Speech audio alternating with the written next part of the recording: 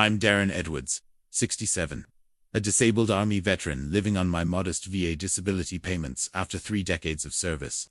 I thought my 2 adult children understood the sacrifices I'd made for this country and for them.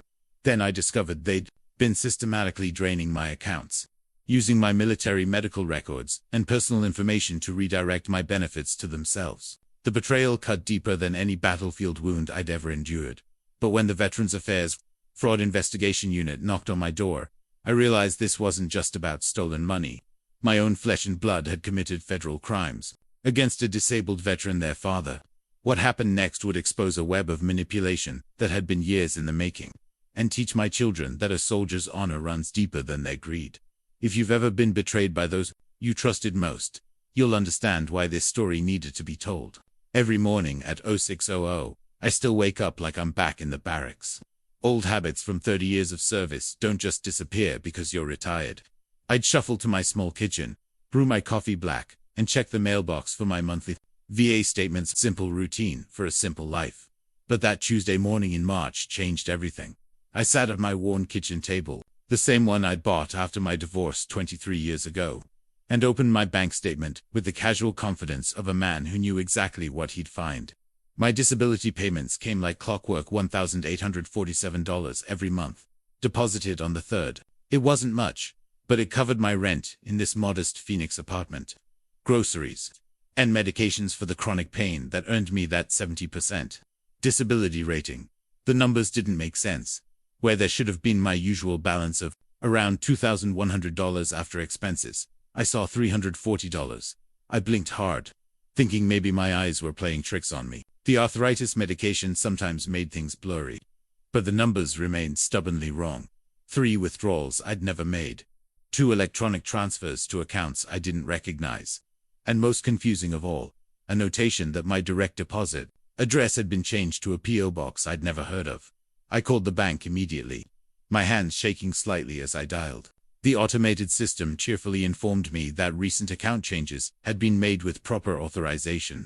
When I finally reached a human being, a polite young woman named Jessica, she confirmed what the statement showed. Yes, Mr. Edwards, the address change was requested on February 15th, and we have the proper documentation on file. Would you like me to mail you copies?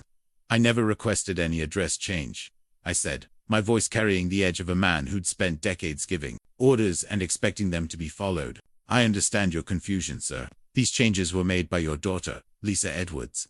She has power of attorney on your account. Power of attorney? I'd never given Lisa power of attorney over anything.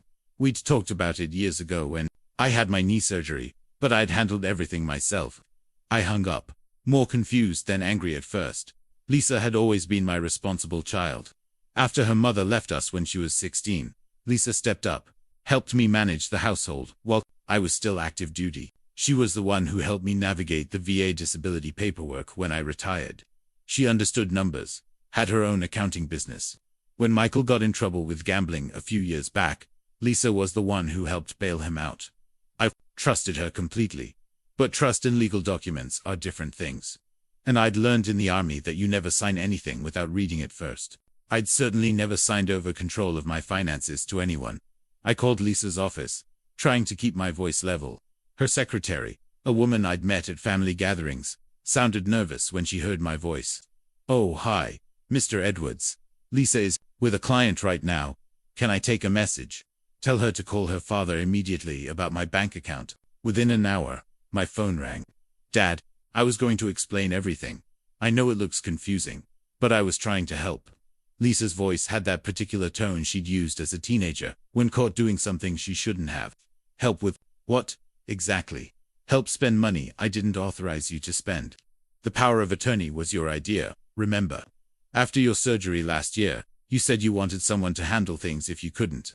I was just trying to make sure your bills got paid and your accounts were organized properly. I sat in my recliner, the same one I'd bought when I first moved to Arizona, and tried to remember any conversation about power of attorney. The surgery had been routine arthroscopic work on my knee. I'd been back on my feet in 2 weeks. I never signed anything. Lisa, there was a pause, just long enough for doubt to creep in. Dad, you did. You signed it at the hospital. You were a little groggy from the anesthesia, but you insisted we take care of it then, so you wouldn't forget. Later, had I? The surgery seemed like a blur now. I remembered being frustrated with paperwork, angry at how long everything took. But signing over financial control, that didn't sound like something I'd do, groggy or not. And the withdrawals, medical expenses the VA didn't cover. Co-pays for your physical therapy. I've got all the receipts. I was going to sit down with you this weekend and go over everything. Her explanations sounded reasonable. Lisa had always been good with details, organized in ways I'd never been. But something felt wrong. Like a piece of equipment that looks fine but makes the wrong sound when you turn it on. I want to see those receipts, Lisa, all of them. And I want to understand exactly what authority you think you have over my accounts. Of course, Dad. I'll bring everything over Sunday. We can have dinner and go through it all together. After I hung up, I sat in the quiet of my apartment, listening to the hum of the air conditioner and the distant sound of traffic on the interstate. For 30 years, I'd trusted my instincts to keep me alive in situations where wrong decisions had permanent consequences. Those same instincts were telling me something was very wrong with my daughter's story. I walked to my bedroom closet and pulled out the metal file box where I kept important papers. Insurance policies, my discharge papers, medical records. If I'd signed a power of attorney, I'd have a copy. I always kept copies. The box contained everything except what I was looking for. Sunday dinner had been our tradition for nearly 15 years, ever since Lisa moved back to Phoenix after college. Even after she married and divorced, even when Michael was in his worst phases with the gambling, we'd gather at her house or mine and pretend we were still a family. This Sunday felt different.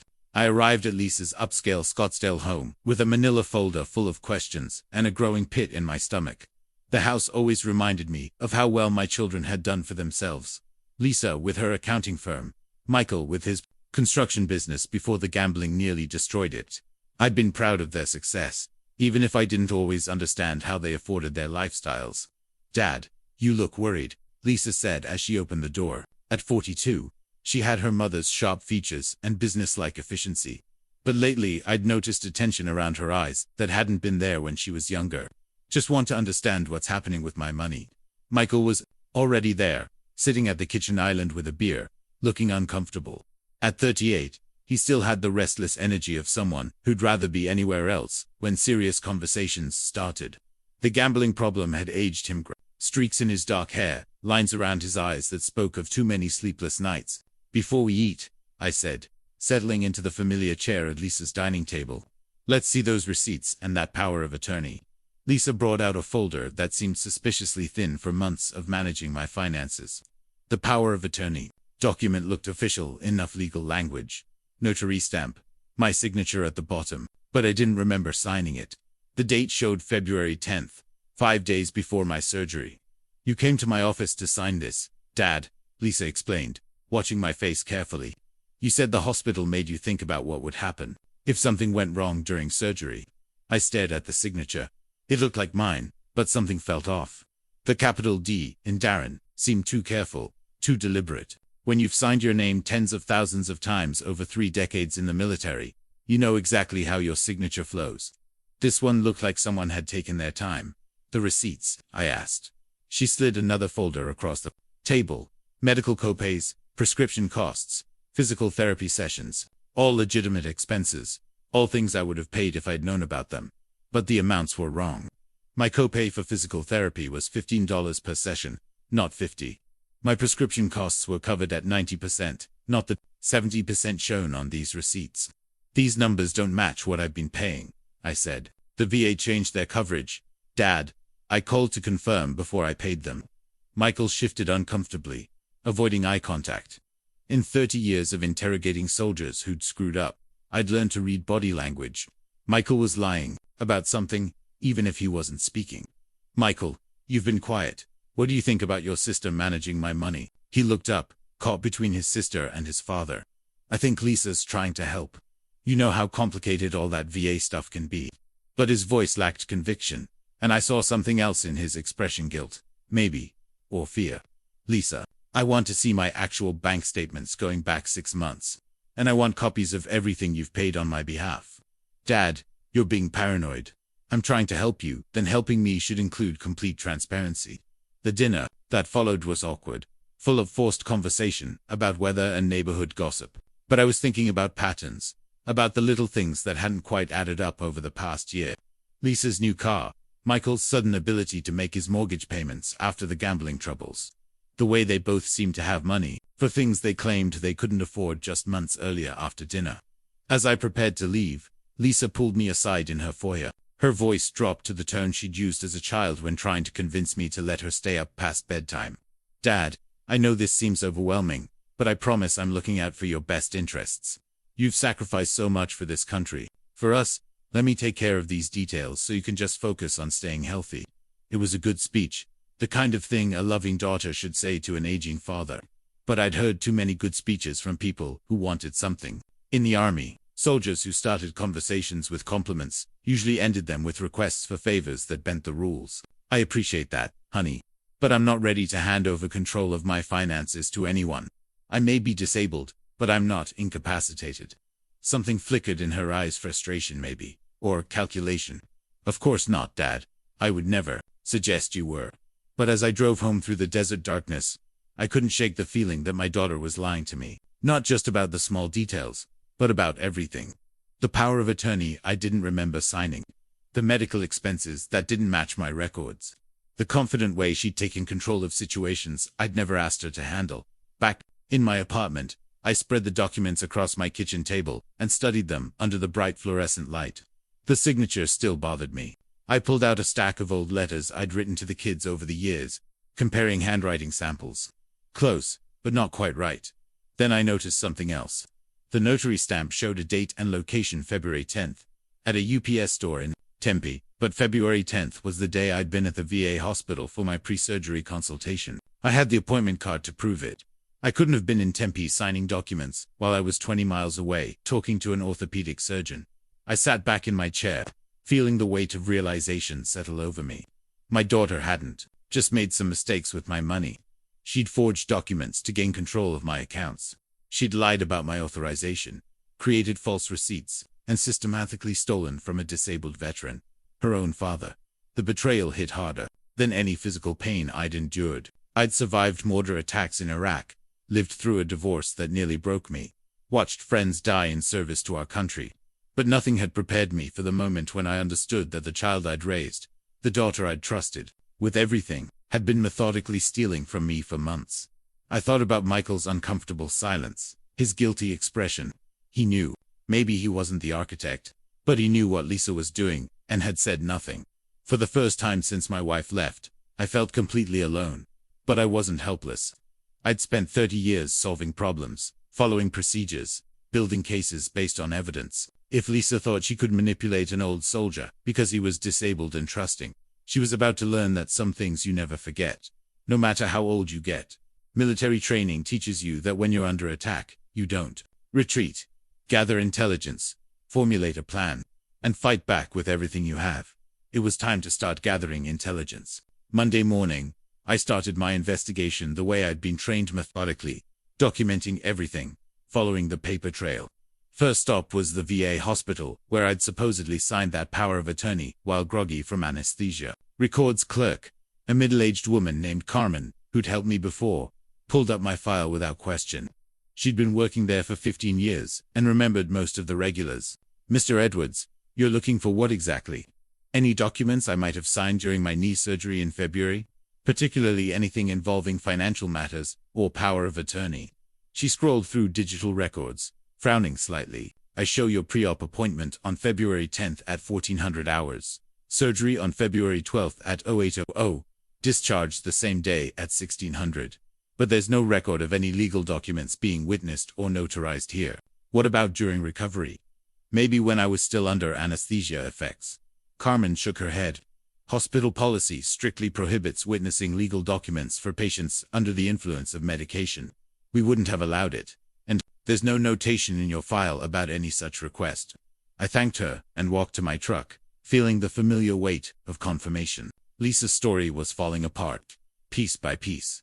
Next stop was the UPS store in Tempe, where the power of attorney had allegedly been notarized.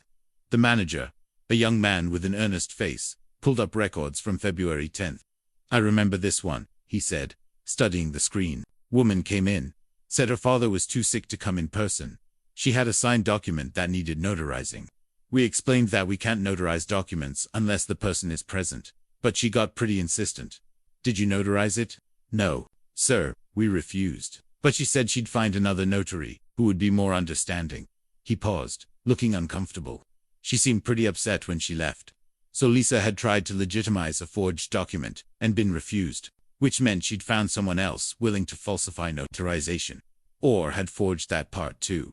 I spent the afternoon at the main library, using their computers to research VA fraud procedures. What I learned made my stomach turn. Veterans benefits fraud was a federal crime, punishable by substantial fines and prison time. The VA had an entire department dedicated to investigating these cases, and they took them seriously. But it also meant that, if I pursued this, I'd be reporting my own children to federal authorities. That evening, I called my old Army buddy Jim Kowalski in Colorado. Jim and I had served together for 12 years, been through 2 deployments, and stayed in touch since retirement. If anyone would understand the position I was in, it would be Jim. Darren, you old bastard. Jim's gravelly. The voice came through the phone. What's got you calling on a Monday night?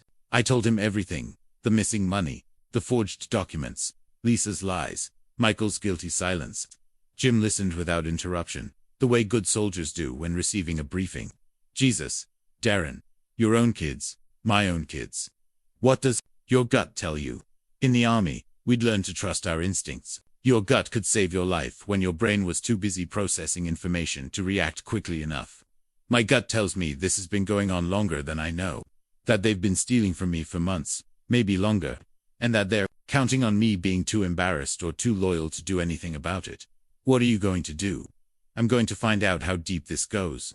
And then I'm going to decide whether I'm willing to destroy what's left of my family to get justice. You know what I'd do? Tell me. I'd remember that honor matters more than blood. You didn't serve 30 years to come home and let anyone steal from you, family or not. And if they're doing it to you, they might be doing it to other veterans who don't have your training or your ability to fight back. After I hung up, I sat in my recliner thinking about Jim's words. He was right about honor. The Army had taught us that integrity wasn't negotiable, that you stood up for what was right, regardless of personal cost. But these weren't enemy combatants. These were my children. Tuesday morning, I called the VA fraud hotline. The agent who answered was professional and thorough, taking down details, explaining the investigation process. She assured me that all reports were taken seriously and that veteran fraud was a priority. Mr. Edwards, I need to ask, are you prepared for the consequences of this investigation? If we find evidence of fraud, criminal charges are likely. Understand? And you're comfortable proceeding, knowing that family members could face federal prosecution. I closed my eyes, thinking about Lisa as a 16-year-old, stepping up to help run our household when her mother left. Michael as a boy, looking up to me like I was some kind of hero in my dress uniform. I'm not comfortable with any of this, but I'm prepared to see justice done. After filing the report, I drove to my bank and requested copies of all statements and transaction records for the past year. What I found made the scope of the theft clear. It wasn't just the recent withdrawals. There had been systematic draining of my accounts for 8 months. Small amounts at first, then larger ones, as Lisa grew more confident. Nearly $12,000. Taken in amounts, carefully calculated to avoid triggering automatic alerts. But it was the pattern that really disturbed me. The thefts had started right after I'd had a minor heart episode last summer. I'd spent 2 days in the hospital for observation, scared and alone because the kids were too busy to visit. Lisa had shown up on the 3rd day, full of concern and apologies, offering to help with anything I needed. Apparently, what I'd needed was someone to systematically rob me. I began keeping a detailed log of everything: dates, amounts, discrepancies in stories, timeline contradictions. The evidence was mounting, but so was the weight of what I was doing. Every piece of proof felt like another nail in the coffin of our family. Wednesday evening, Lisa called. Dad, I've been thinking about Sunday. I feel like maybe I didn't explain things very well. Why don't you come over for dinner tomorrow? I'll show you everything, all the bank records, all the receipts, the whole system I've set up to manage your finances. Her voice was bright, cheerful, the tone of someone who believed she still controlled the situation. That sounds good, honey. I'd like to understand the whole system. But what I really wanted was to see if she'd try to cover her tracks, if she'd attempt to create false documentation to support her lies. In intelligence work, you sometimes give the enemy enough rope to hang themselves. I hung up. I realized that somewhere in the past few days, I'd started thinking of my daughter as the enemy. The thought made me sadder than angry, but it also made me more determined to see this through to the end. Thursday's dinner at Lisa's house felt like a chess match, where only one player knew the rules had changed. I arrived with my own folder of documentation, but I kept it in the truck. This meeting was about gathering intelligence, not revealing my hand. Lisa had prepared an elaborate presentation, spreadsheets, folders organized by month, even a PowerPoint presentation on her laptop showing how she'd streamlined my financial management. See, Dad, I've been tracking every expense, categorizing everything for tax purposes. You're actually saving money with my system. Michael was there again, still fidgeting, still avoiding direct eye contact. But I noticed something new. He kept checking his phone, as if waiting for some important message. This is very impressive. Lisa, walk me through how you access my accounts. Well, with the power of attorney, I can handle transactions as needed. The bank recognizes my authority to act on your behalf. She was smooth, confident, presenting her theft as professional financial management. But I'd learned to watch for the slight pause before answering. The way she touched her throat when lying, the overly detailed explanations for simple questions, and the medical expenses. These receipts show amounts that seem high. Healthcare costs are rising, Dad. Plus, there were some additional treatments the VA didn't fully cover. I wanted to make sure you got the best care possible. I nodded, playing the role of the grateful father. But I was memorizing every detail of her performance, noting every contradiction with what I'd learned from my own investigation. Lisa, can I see the actual bank withdrawal slips? The ones you used when you took out cash for these expenses. For the first time, she hesitated. I usually handled those electronically, but I can get you copies of everything. That would be helpful. After dinner, as Lisa cleared dishes, Michael cornered me in the living room. His nervous energy was palpable. Dad, I need to tell you something. His voice was barely above a whisper. What's that, son? Lisa's been helping me too, with some gambling debts. I've been trying to get clean, but the interest on what I owed was killing me. She said you wouldn't mind helping family. So there it was. Michael wasn't just a passive observer. He was actively benefiting from the theft of my disability payments. How much has she given you, Michael? He couldn't meet my eyes. About $4,000 over the past few months. I'm going to pay it back. I swear, as soon as my business gets back on track. $4,000 of my money, stolen to pay my son's gambling debts. Money I'd earned through 30 years of service and permanent injury to my body.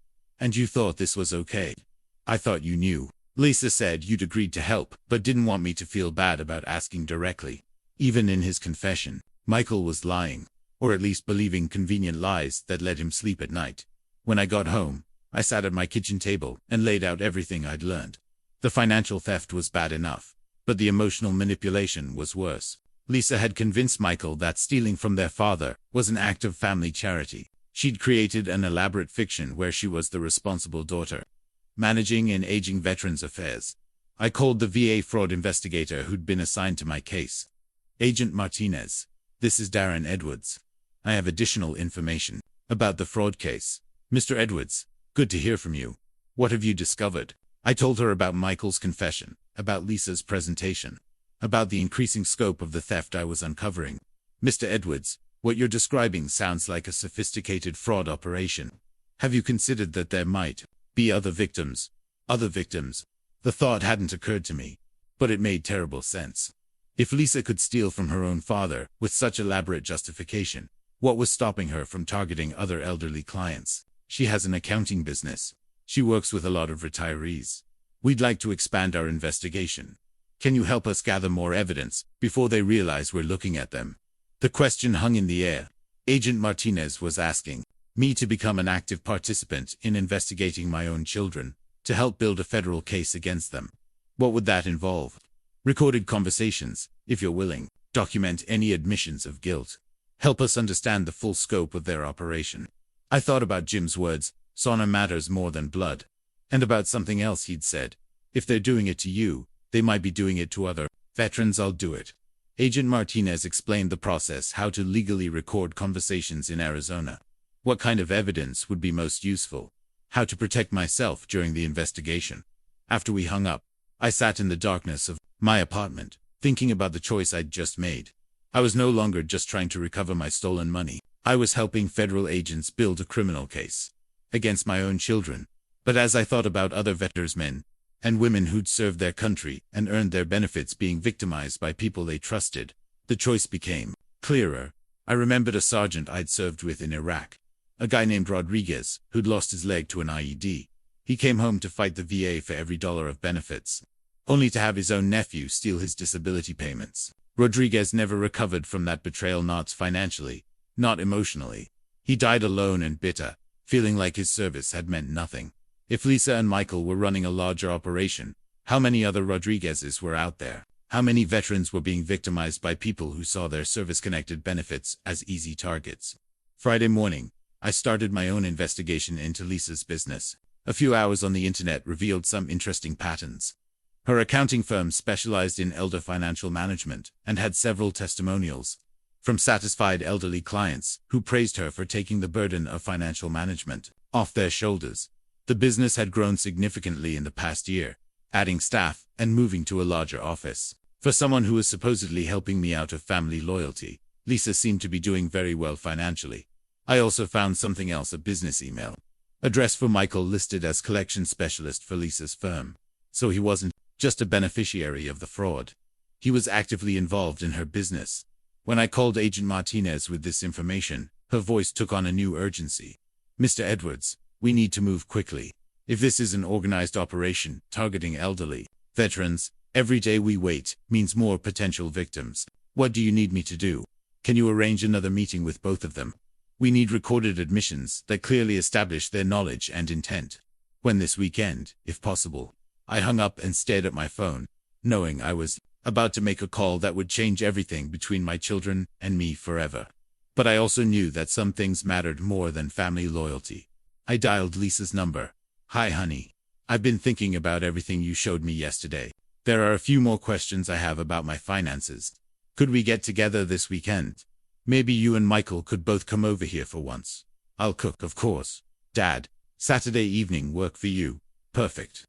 As I prepared for what might be my last dinner with my children as a father rather than a witness, I thought about the different kinds of service. 30 years in the Army had taught me about serving my country.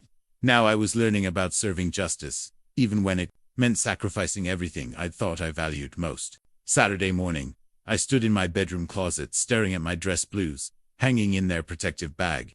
I hadn't worn them since my retirement ceremony 3 years ago, but I pulled them out now, running my fingers over the ribbons and decorations. That told the story of my service. The Purple Heart was there, earned during my second deployment, when shrapnel from a roadside bomb tore through my knee and left me with the permanent damage that qualified me for disability benefits. At the time, I'd been proud of that medal, not because I was injured, but because I'd been wounded serving something larger than myself. Now, those benefits had become the target of my own children's greed. I put the uniform back and pulled out my medal case instead.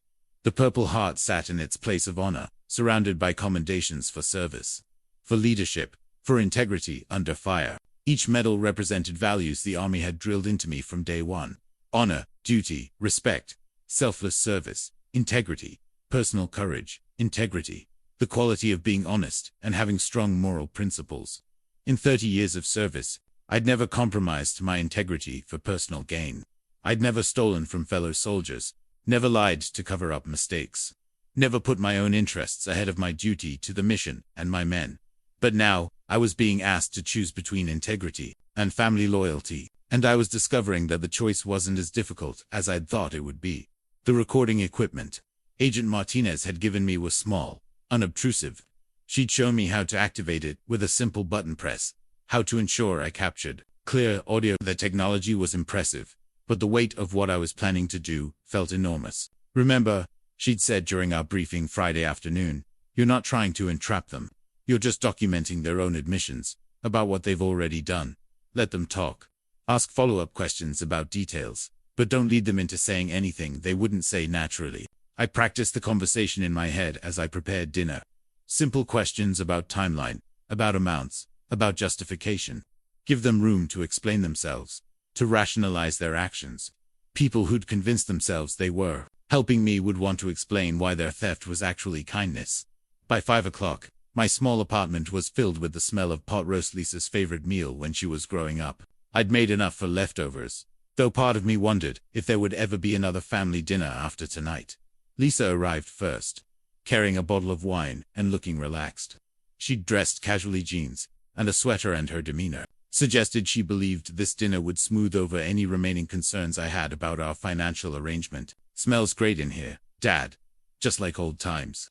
Michael arrived 20 minutes later, still carrying that nervous energy, but making an effort to seem upbeat. He brought beer and a forced smile, though I noticed he kept checking his phone. We made small talk during dinner: weather, local news, Michael's construction projects, normal family conversation, except for the recording device in my shirt pocket, and the federal investigation that hung over everything like an invisible cloud. After dinner, as we sat in my living room with coffee, I activated the recorder and began the conversation that would end our family as I'd known it. "I've been thinking a lot about our financial arrangement," I said, keeping my voice casual. "Help me understand the timeline again. When did we first discuss you managing my money?" Lisa settled back in her chair, comfortable with what she thought was a friendly conversation. "Well, it really started after your heart episode last summer. You were so stressed about all the paperwork, the medical bills, keeping track of everything. I suggested that maybe I could help organize things, make sure nothing fell through the cracks. And that's when I signed the power of attorney. Not right away. We talked about it for a while. You were hesitant too, you've always been so independent. But after the knee surgery, when you realized how complicated recovery could be, you agreed it made sense." Michael shifted uncomfortably, but Lisa continued, warming to her story. "I mean, Dad, you served this country for 30 years. You earned these benefits through sacrifice and service. The least I could do was make sure you didn't have to stress about managing them. And how much has that management saved me, would you say?" "Oh, thousands of dollars. The organizational system alone has prevented late fees, and I've been able to negotiate better rates on some of your services." I nodded thoughtfully. "What about the medical expenses? The amounts seem higher than what I remember paying. Healthcare costs have really increased, Dad, and I wanted to make sure you got the best care possible, even if it meant higher copays. Your health is worth more than money, even if those higher costs came out of my disability payments. Of course, that's what the money is, for your care." Michael cleared his throat. "Dad, Lisa's been really good about all this. She's saved you a lot of hassle." "Michael, Lisa mentioned she's been helping you too, with some financial difficulties." His face flushed slightly. "Yeah, I had some setbacks with the gambling. Lisa said you wanted to help family members who were struggling. And how much help have you received?" "About $4,000, I think. But I'm going to pay it back as soon as my business gets stronger. So let me make sure I understand," I said, keeping my voice level and curious rather than accusatory. "Lisa, you've been managing my VA disability payments, using some of them for my medical care, and some to help Michael with his gambling debts, all with my authorization." "Exactly. We're family, Dad. We help each other. And the power of attorney I signed gives you the authority to make these decisions." "Absolutely. You signed it because you trusted me to act in your best interests. Even though I don't remember signing it." Lisa's expression flickered slightly. "Dad, you were pretty stressed after the surgery. But you definitely signed it. I would never forge something like that." There it was, not quite an admission, but close enough. She'd brought up forgery without me mentioning it. "Of course not," I said. "That would be fraud." "Right. And fraud against a veteran would be a federal crime." Michael looked between us, sensing something in the conversation he didn't understand. "Is everything okay here?" he asked. I looked at my son, my gambling-addicted son, who'd taken $4,000 of my disability money and convinced himself it was family helping family. Then I looked at my daughter who'd forged legal documents, created false receipts, and stolen nearly $12,000 while telling herself she was providing financial management services. "I think everything is exactly as it should be," I said. After they left, I sat in my kitchen and played back the recording. Clear admissions of taking money, justifications for theft, acknowledgement that fraud against veterans was a federal crime. Agent Martinez would have everything she needed to move forward. I thought about the different kinds of courage I'd learned in the Army. Physical courage in the face of enemy fire. Moral courage to do the right thing when it was difficult. And now, a new kind of courage, the courage to hold your own family accountable when they betrayed everything you'd served to protect. Some people might call what I was doing betrayal, but I knew the difference between betrayal and justice. My children had betrayed me, betrayed other veterans, betrayed the sacrifices that earned those disability benefits. I was just making sure there were consequences. In the morning, I would call Agent Martinez and hand over the recording. The investigation would move into its next phase, and there would be no going back. But tonight, I sat with my medals and my memories, mourning the family I'd thought I had while preparing to defend the principles I'd spent a lifetime serving. Agent Martinez arrived at my apartment Monday morning with another investigator, a man named Agent Thompson, who specialized in financial crimes. They were both younger than my children, but they carried themselves with the professional competence I recognized from my military days. Mr. Edwards, the recording you provided gives us probable cause to examine bank records and other financial documents, Agent Martinez explained as we sat around my kitchen table. But we'd like you to help us understand some additional evidence we've uncovered. Agent Thompson opened a briefcase and spread out what looked like months of investigation materials, bank statements, transaction records, correspondence I'd never seen. We've been tracking the pattern of thefts from your account, and we found something interesting. Your daughter has been redirecting not just your benefit payments, but also your mail. He showed me a postal service form. I'd never seen a change of address request for my VA correspondence, signed with my forged signature, and submitted 6 months ago. This explains why you stopped receiving monthly statements from the VA. All your benefits correspondence has been going to a P.O. box registered under your daughter's business name. I stared at the form, recognizing the same careful forgery of my signature I'd seen on the power of attorney. How long has this been going on? Based on the postal records, 6 months for the mail redirection. But we think the financial theft started earlier. Agent Martinez pulled out another set of documents. We found evidence of smaller test transactions going back almost a year, small amounts, withdrawn to see if you'd notice. I didn't notice. Most victims don't, initially. The perpetrators are counting on that. They start small, then escalate. As they gain confidence, Agent Thompson leaned forward. Mr. Edwards, we need to ask you about other veterans your daughter might have access to through her business. We have reason to believe this isn't an isolated case. My stomach dropped. Other veterans. Her accounting firm advertises comprehensive financial management for senior veterans. We've identified at least 6 other clients who fit the profile of potential victims. 6 other veterans. 6 other men and women who'd served their country, earned their benefits through sacrifice, and trusted someone who saw those benefits as opportunities for theft. What do you need from me? We're going to need you to continue acting normally while we build the broader case. Can you do that? I thought about it. More conversations with Lisa and Michael, pretending I didn't know they were federal suspects, maintaining the fiction of normal family relationships while investigators gathered evidence. I can do that. There's something else, Agent Martinez said, her voice taking on a more serious tone. We've discovered that your son Michael isn't just a beneficiary of the fraud. He's actively involved in the operation. She showed me business records I'd never seen. Michael was listed as an employee of Lisa's accounting firm, with the title Client Relations Specialist. His job description included elderly outreach and benefits coordination. He's been recruiting victims. We think so. He's been visiting senior centers, VA hospitals, retirement communities, introducing himself as someone who helps elderly veterans manage their finances. I felt sick. My son wasn't just taking stolen money to pay gambling debts. He was actively helping his sister find new victims to exploit. Agent Thompson continued. We have surveillance video of Michael at 3 different senior centers in the past month, talking to elderly veterans about financial services. He's given out business cards for his sister's company. They showed me the surveillance photos. Michael, looking earnest and helpful, talking to men who could have been my army buddies, veterans in wheelchairs, veterans with canes, veterans who'd served their country and deserved better than to be targeted by predators. How many victims total?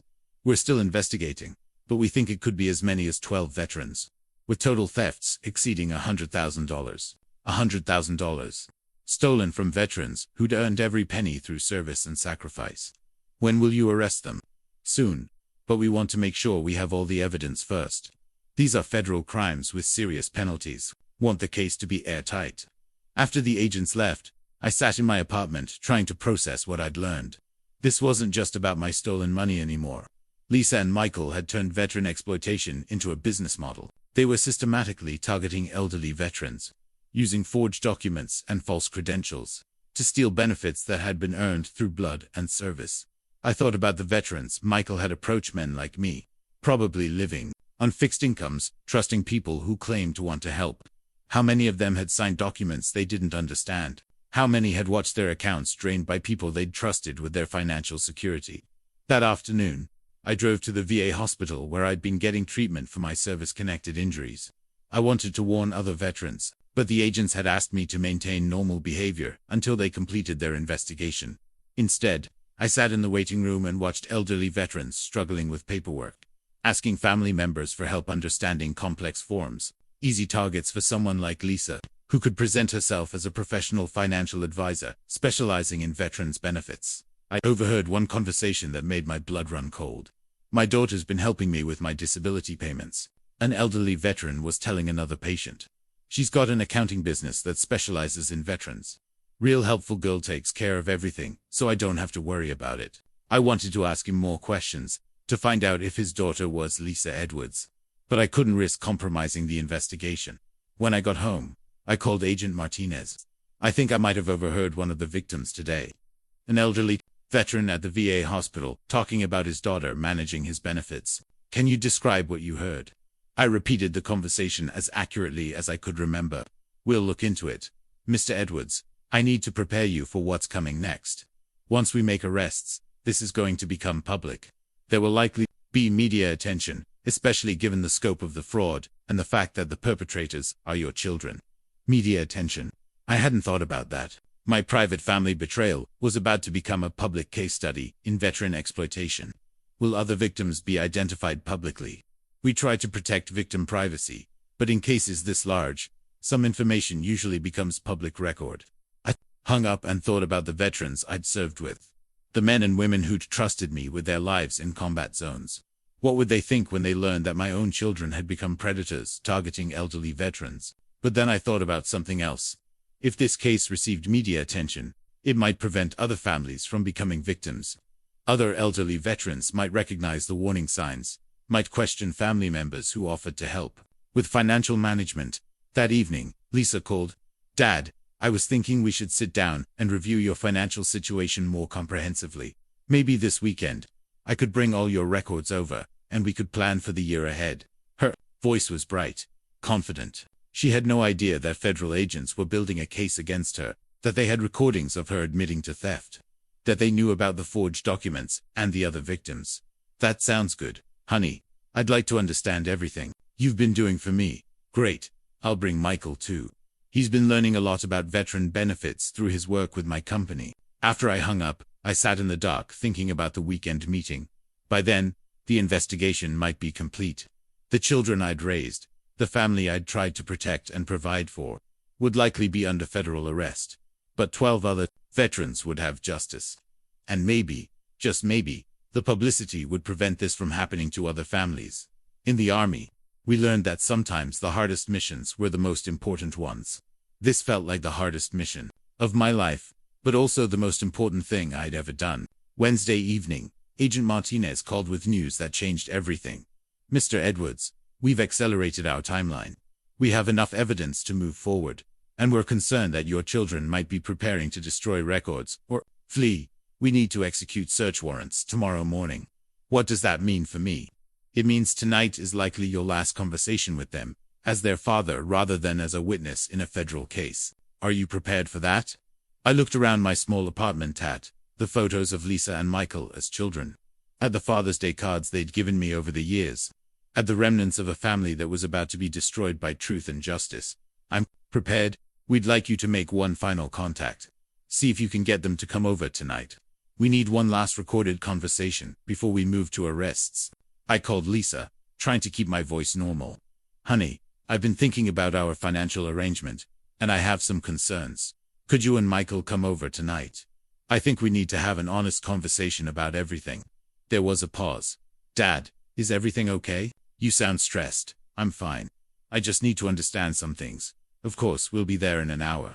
I spent that hour preparing for what I knew would be the most difficult conversation of my life. The recording device was ready, and Agent Martinez was parked outside in an unmarked car, ready to provide backup if things went badly.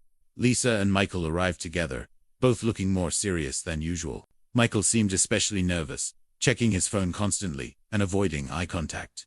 Dad, What's wrong? Lisa asked as they settled into my living room. You sounded upset on the phone. I activated the recorder and chose my words carefully. I've been doing some research into my finances, and I've discovered some discrepancies that concern me. What kind of discrepancies? Well, for starters, I never signed a power of attorney. I checked with the hospital, and they have no record of me signing any legal documents during my surgery. Lisa's face went pale, but she maintained her composure. Dad, you're mistaken. You definitely signed it. Maybe you're having some memory issues. I'm not having memory issues. Lisa, I also checked with the notary location listed on the document. They refused to notarize it because I wasn't present. Michael stood up abruptly. Lisa, we need to talk. Privately. Sit down, Michael. My voice carried the authority of 30 years of command. We're going to have this conversation now, all of us together. Lisa's professional mask was starting to slip. Dad, I don't know what you think you've discovered, but I've discovered that you forged my signature on legal documents, created false medical receipts, redirected my mail, and stolen nearly $12,000 from my VA disability account.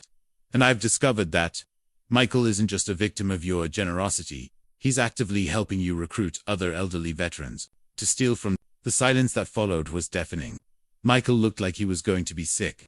Lisa's face cycled through emotions: surprise, anger, calculation, and finally, a cold hardness I'd never seen before.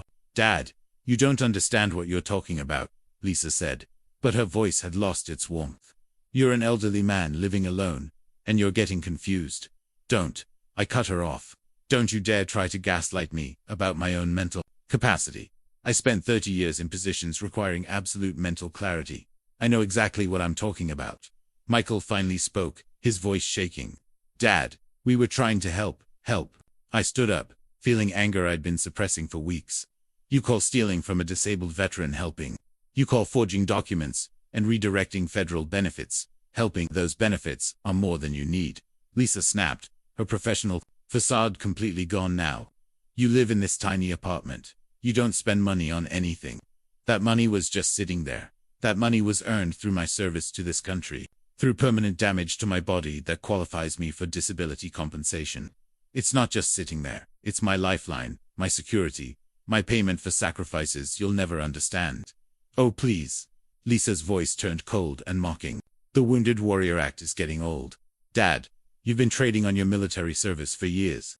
We did the work. We managed everything. We deserve compensation for our time. Michael looked horrified at his sister's words, but he didn't contradict her. Compensation.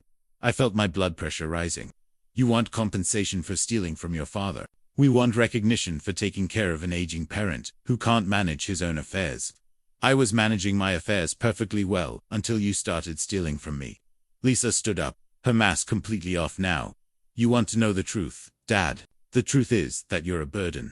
You're a lonely old man living on government handouts, and we've been cleaning up your messes for years. The least you could do is pay us for the service. The cruelty in her voice hit me harder than any physical blow I'd ever taken. This wasn't the daughter I'd raised, the child I'd sacrificed for. This was someone who saw my service, my disability, my trust as weaknesses to exploit, and the other veterans, the ones Michael's been recruiting at senior centers. Are they burdens too? Michael's face went white. How did I know? Because I've been investigating you. Both of you. And I know about the 12 other veterans you've been stealing from. Lisa's eyes flashed with something between fear and rage. You investigated us. Your own children. I investigated criminals who happened to be my children. Dad, please, Michael said, tears starting to form. We can fix this. We can pay everything. Back with what money, Michael? More stolen VA benefits. More gambling winnings. Lisa grabbed her purse and headed for the door.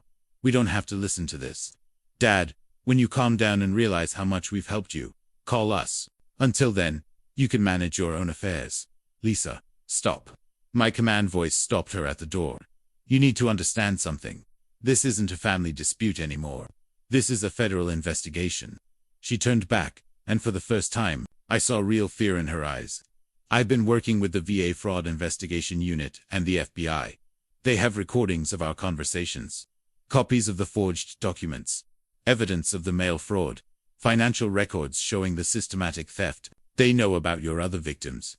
Michael collapsed back into his chair. Oh God. Oh God, Lisa, what have we done? Shut up, Michael, Lisa hissed, but her composure was completely shattered now. What you've done, I said, looking at both of them, is committed federal crimes against veterans, multiple felonies that carry serious prison time. You turned us in. Lisa's voice was barely a whisper. You turned in your own children. I turned in criminals who were systematically victimizing elderly veterans. The fact that those criminals happen to be my children is the tragedy of this situation, not the injustice. Lisa stared at me with pure hatred. You destroyed your own family. No, Lisa, you destroyed this family the moment you decided to steal from me. I just made sure there were consequences. She turned and walked out without another word. Michael sat in his chair, crying quietly. Dad, I'm sorry. I'm so sorry. I never meant for it to go this far. Michael, you recruited victims. You went to senior centers and VA hospitals looking for elderly veterans to steal from. How exactly didn't you mean for it to go that far? I thought we were helping people organize their finances. Lisa said a lot of things. But you knew we were taking money without proper authorization. You knew the documents were forged. You knew it was wrong. He nodded, unable to speak. Michael, tomorrow morning, federal agents are going to arrest you and your sister. You're going to be charged with conspiracy to commit fraud, mail fraud, and theft of government benefits. These are serious charges with serious consequences. What should I do? You should get a lawyer. And you should think very carefully about whether you want to cooperate with the investigation or go down with Lisa's ship. After Michael left, I sat in the silence of my apartment, knowing I'd just had my last conversation with my children as their father. From now on, any contact would be through lawyers, in courtrooms, in the formal language of criminal justice. I thought about Lisa's words that I'd destroyed my own family. Maybe I had, but I'd also protected 12 other families from being destroyed the same way. In the army, we learned that sometimes the right choice was also the hardest choice. This felt like the hardest choice I'd ever made, but I knew it was. Right. Outside, I heard Agent Martinez's car start up. Tomorrow, the arrests would begin, and the public phase of this nightmare would start. But tonight, I sat with my conscience clear, and my duty complete. I didn't sleep that night. Every time I closed my eyes, I heard Lisa's voice calling me a burden, saw Michael's tears, felt the weight of knowing that by morning, my children would be federal fugitives. At 0500, I was already dressed and making coffee when my phone rang. Mr. Edwards, this is Agent Martinez. We're beginning operations in 1 hour. Are you prepared for what's going to happen today? As prepared as anyone can be to watch their children get arrested. We'll need you to come to the federal building this afternoon to provide formal statements and review evidence. Are you ready for that? I looked around my small apartment, at the family photos I'd probably need to take down, at the life that was about to change completely. I'm ready. At exactly 0600, I heard the first sirens. Then more sirens, heading in the direction of Lisa's Scottsdale neighborhood. My phone buzzed with a text from a number I didn't recognize. Dad, they're here. I hate you for this. Lisa, texting from wherever she was, as federal agents served search warrants on her home and business. 20 minutes later, another text. Dad, please help me. I don't know what to do. This one from Michael. I didn't respond to either message. Agent Martinez had been clear. No contact with the suspects once operations began. The morning news carried the first reports. Federal agents arrest 2 Phoenix residents in veterans benefits fraud scheme. The details were sparse, but they mentioned that the investigation involved systematic theft from elderly veterans and fraudulent documentation. By noon, my phone was ringing constantly. Reporters who'd somehow gotten my number, neighbors who'd seen the news, old army buddies who'd heard my name mentioned in connection with the case. I unplugged the phone and drove to the federal building. The FBI office was everything I'd expected. Serious, professional, intimidating. Agent Martinez met me in the lobby and escorted me through security to a conference room, where Agent Thompson was waiting with boxes of evidence. Mr. Edwards, thank you for coming in. We need to walk through the evidence systematically and get your formal statements for the prosecution. They spread out the contents of what they'd seized that morning. Financial records, computer files, customer lists, forged documents. The scope of Lisa's operation was staggering. We found evidence of fraud involving 14 veterans, with total losses exceeding $127,000. Agent Thompson reported, your daughter's business had an entire file system devoted to what she called elder management accounts. He showed me client files with photographs, financial information, family contact details, medical histories. Each file represented an elderly veteran who'd trusted Lisa with their benefits and been systematically robbed. This victim was having $800 per month stolen from his benefits, Agent Martinez said, pointing to one file. He's 82 years old, lives alone, and thought Lisa was helping him pay bills. He had no idea his account was being drained. This one lost over $15,000 before his nephew got suspicious and called us. Agent Thompson added, Korean War veteran, Purple Heart recipient, living in a nursing home. Lisa convinced him to sign over financial management, then moved his benefits to accounts she controlled. I looked at the photographs. Elderly men who could have been my army buddies, men who'd served their country and earned their benefits through sacrifice. Some were in wheelchairs, some used oxygen tanks. All of them looked vulnerable and trusting. How did she find them? Multiple methods. Michael was recruiting at senior centers and VA facilities. Lisa was advertising financial services for elderly veterans in military publications. They also got referrals from existing victims who thought they were recommending helpful services. The systematic nature of the operation was chilling. This wasn't opportunistic theft, it was a deliberate business model built on exploiting elderly veterans. We also found something else, Agent Martinez said, pulling out a folder. Plans to expand the operation. Lisa was researching veterans' benefits in other states, looking into setting up satellite offices. They showed me business plans, market research, financial projections. Lisa had been planning to turn veteran exploitation into a multi-state enterprise. She was going to franchise this, essentially, yes, train other operators, provide them with forged document templates, share victim recruitment strategies. I felt sick. My daughter hadn't just stolen from me and a few other veterans. She'd been planning to create a national network of predators, targeting elderly veterans. Where are they now? Both in federal custody. Lisa is claiming she was providing legitimate financial services and that any irregularities were misunderstandings. Michael is saying he didn't know the documents were forged and thought he was helping his sister run a legitimate business. Do you believe either of those stories? Agent Thompson shook his head. The evidence is overwhelming. We have recorded admissions, forged documents with their signatures, financial records showing systematic theft, victim testimony. This isn't going to trial, it's going to plea negotiations. We spent the next 4 hours going through evidence, documenting my own victimization, identifying other crimes I'd witnessed. By the time we finished, I felt drained but oddly relieved. The evidence was so overwhelming that there could be no doubt about guilt. No family members claiming I'd misunderstood innocent actions. Mr. Edwards, there's something else you should know, Agent Martinez said as we concluded. The VA is recommending you for their Outstanding Citizen Award for your courage in reporting this fraud and preventing additional victims.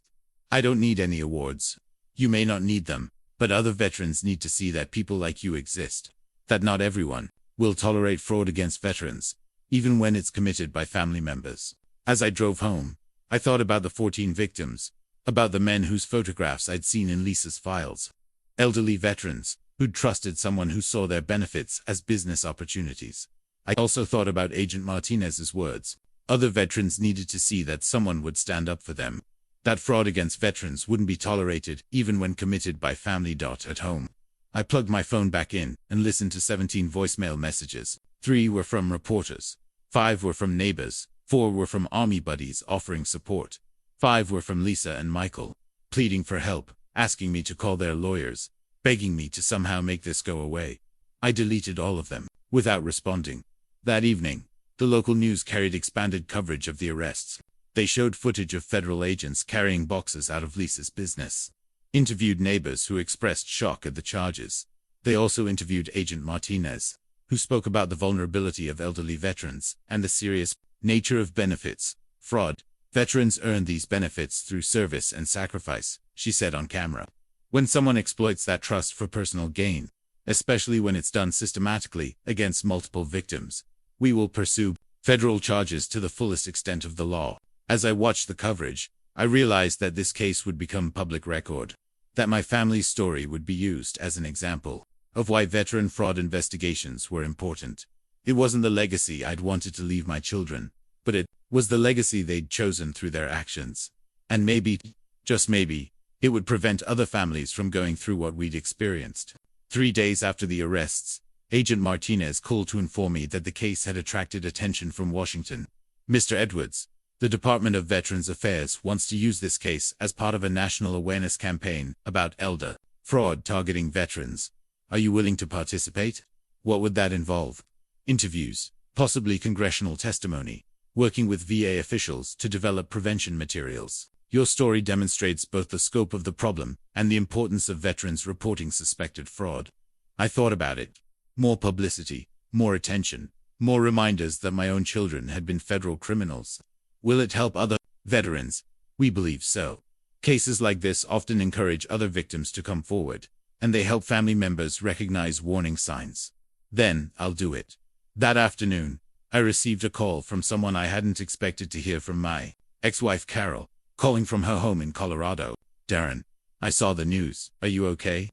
Carol and I had divorced 24 years ago, not out of hatred, but out of incompatibility, exacerbated by military life. She'd remarried a good man, and we'd maintained polite contact over the years for the children's sake. I'm managing. Carol, it's not easy. I can't believe Lisa would do something like this. And I thought he'd gotten past the gambling problems. Apparently not. There was a long pause before she spoke again. Darren, I need to tell you something. Lisa called me yesterday from jail. She wanted me to convince you to drop the charges, to tell investigators you were confused about what happened. What did you tell her? I told her that wasn't how federal investigations work, and that if she'd really stolen from elderly veterans, she deserved whatever consequences she faced. I felt a surge of gratitude toward my ex-wife. Despite our differences, she understood that some things were more important than family loyalty. She said you'd always been stubborn and vindictive, that you were using this to punish her for some imagined slight. Do you believe that? Darren, I lived with you for 15 years. You're a lot of things, but vindictive isn't one of them. If you turned in your own children, it's because they deserved it. After we hung up, I sat thinking about Lisa's attempts to manipulate her mother, her willingness to paint me as a confused old man seeking revenge. Even from jail, she was trying to control the narrative, to make herself the victim.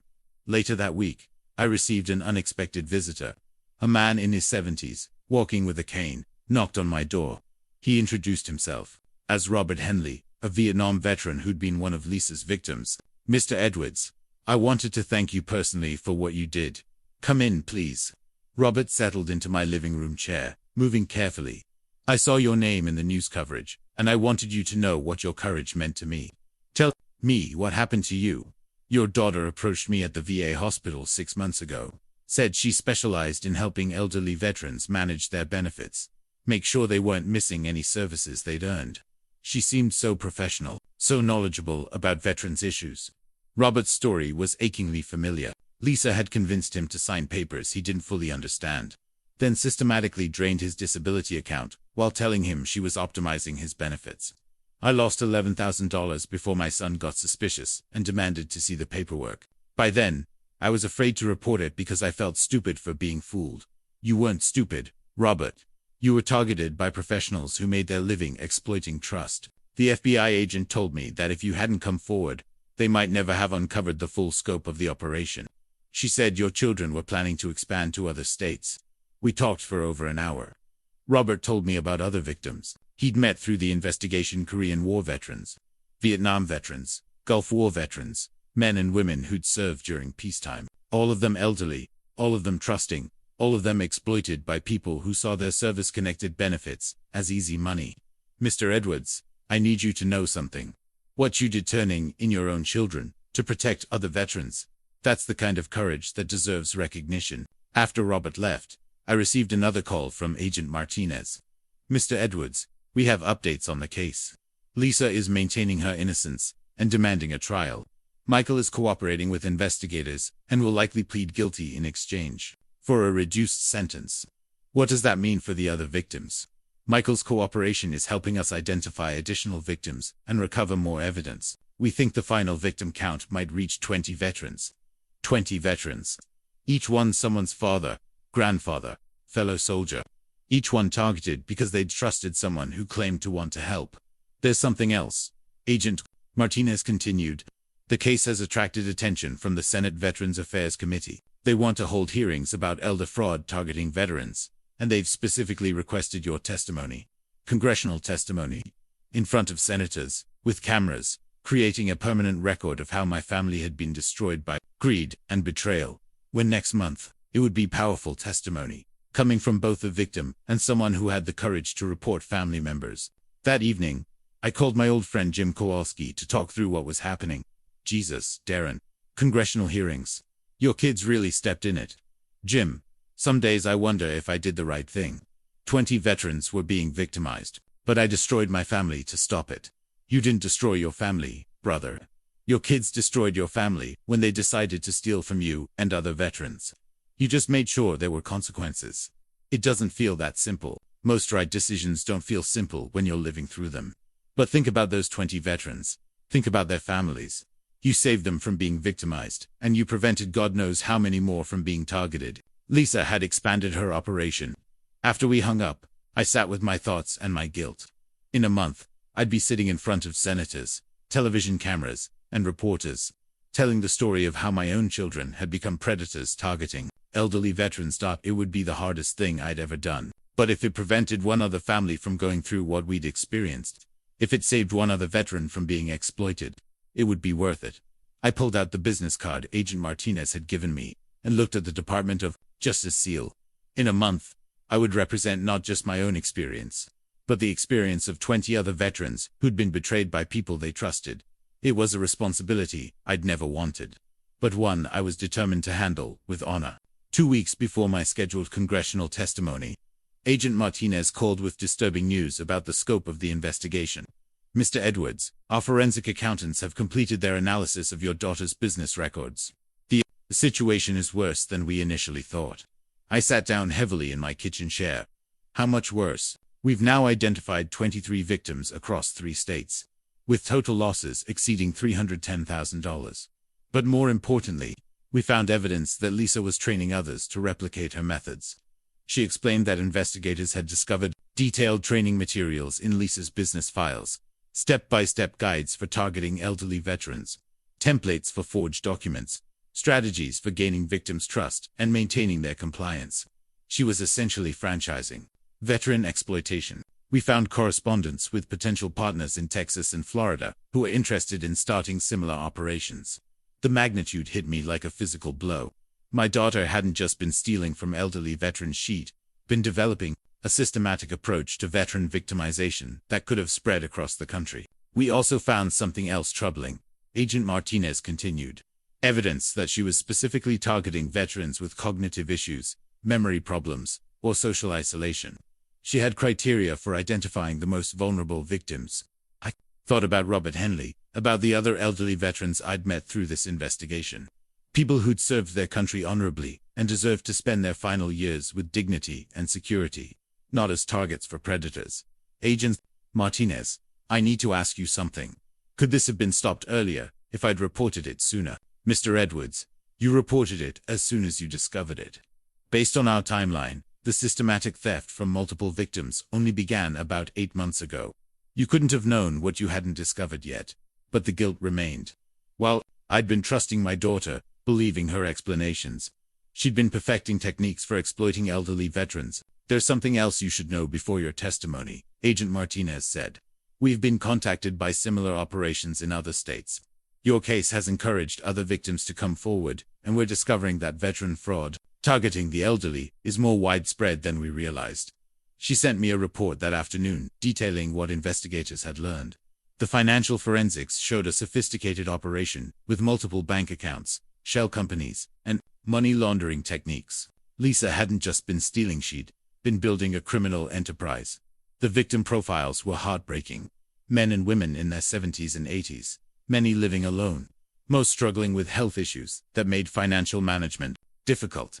Lisa had specifically targeted veterans who were isolated from family, who had substantial monthly benefits, and who showed signs of cognitive decline or memory issues. One case particularly disturbed me. An 84-year-old Marine veteran with early-stage dementia had been convinced to sign over complete financial control to Lisa's company. Over 6 months, she'd stolen his entire savings, $46,000, while telling his adult children that she was helping him organize his finances. He trusted her completely. The case notes read, Even after his children became suspicious, he defended her actions and insisted she was helping him. Classic victim manipulation. The psychological aspects of the crimes were as disturbing as the financial theft. Lisa had used techniques that social workers recognized as elder abuse, isolation from family, creation of dependence, gaslighting about memory and competence. That weekend, I received a call from Michael. It was our first conversation since his arrest. "Dad, I need to talk to you about my testimony. My lawyer says cooperation with the prosecution might reduce my sentence." His voice was different, scared, remorseful, but also calculating in a way that reminded me of Lisa. "What kind of cooperation?" "Telling them everything I know about Lisa's operation. The victims I recruited, the training she gave me, the plans for expansion. And what do you know, Michael?" There was a long pause. More than I admitted initially. Lisa didn't just ask me to recruit victims. Dad, she trained me specifically in how to identify vulnerable elderly veterans, how to gain their trust, how to convince them to sign documents. My stomach turned. "How many victims did you personally recruit?" 8, maybe 9. I kept detailed records because Lisa said it was important for business planning. 8 elderly veterans, targeted and recruited by my own son. Men and women who'd served their country, approached by someone who seemed helpful and trustworthy, then delivered to a predator who would systematically rob them. "Michael, why are you telling me this now?" "Because my lawyer says victim impact from family members carries weight with judges. If you spoke on my behalf, emphasized that I was manipulated by Lisa, it might help with sentencing." The calculation in his request disgusted me. Even now, facing federal charges, Michael was trying to manipulate me into helping him avoid consequences for his crimes. "Michael, you recruited elderly veterans so your sister could steal their benefits. You weren't manipulated, you were a willing participant in a criminal enterprise." "Dad, please. I made mistakes, but I never meant for anyone to get hurt. You personally targeted 8 veterans for financial exploitation. How exactly did you think they wouldn't get hurt?" After we hung up, I sat thinking about the different kinds of betrayal. Lisa's theft had been shocking, but at least she'd operated from consistent selfishness. Michael's involvement felt worse, somehow the weakness of character that allowed him to victimize others to solve his own problems. The next morning, Agent Martinez called with final updates before my congressional testimony. "Mr. Edwards, the investigation has now identified 27 victims across 4 states, with total losses of $387,000. We expect these numbers to grow as more victims come forward." "How many other operations like Lisa's have you discovered?" "We're investigating 6 similar schemes in different states. Your case has been the catalyst for a national investigation into organized fraud targeting elderly veterans." As I prepared for my trip to Washington, I reviewed the victim impact statements that had been filed with the court. 27 elderly veterans, each telling a story of trust betrayed, security destroyed, dignity violated. One statement, from the Marine veteran with dementia, was written by his daughter. "My father served 3 tours in Vietnam and earned his benefits through blood and sacrifice. He trusted Lisa Edwards because she seemed professional and because she claimed to specialize in helping veterans. She didn't just steal his money, she stole his confidence, his independence, and his faith in humanity. Even now, with dementia affecting his memory, he remembers being betrayed by someone he trusted." Reading these statements, I understood that my congressional testimony wasn't just about my family's story. It was about representing 27 veterans who'd been victimized and potentially preventing hundreds more from facing the same exploitation. The weight of that responsibility felt heavier than any mission I'd carried in 30 years of military service, but it was also the most important work I'd ever been asked to do. The letter from Jim Kowalski arrived the day before I left for Washington.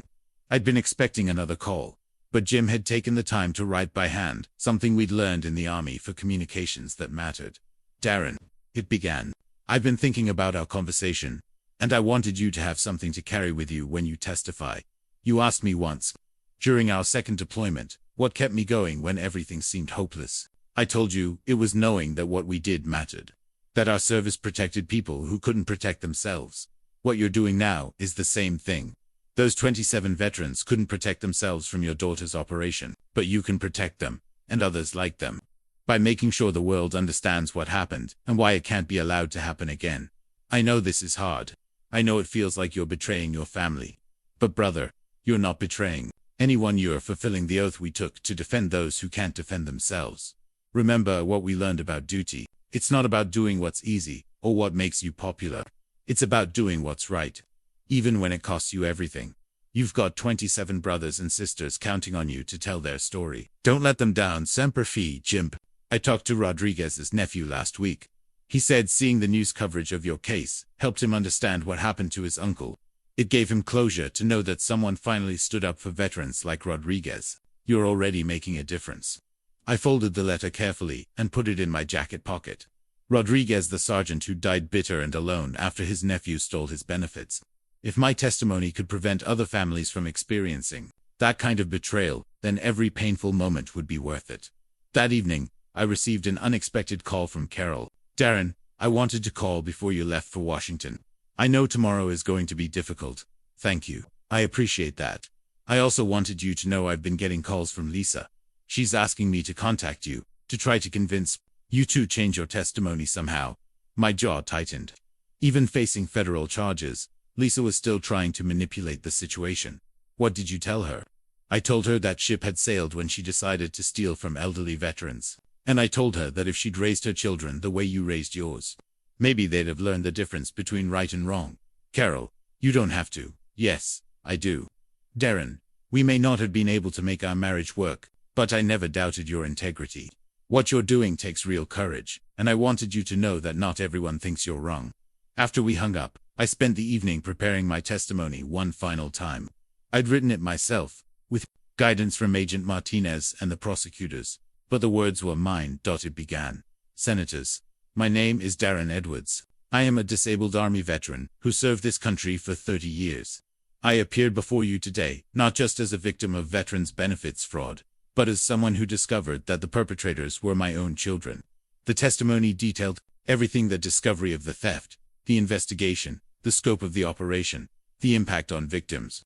But more importantly, it explained why veterans' fraud was different from other financial crimes. These benefits aren't welfare or charity. I'd written, they're payment for service, compensation for sacrifice, recognition of wounds earned in defense of this nation. When someone steals veterans' benefits, they're not just taking money, they're stealing the recognition of service, the acknowledgement of sacrifice. I also plan to address the family dimension. Some might wonder why I turned in my own children. The answer is simple.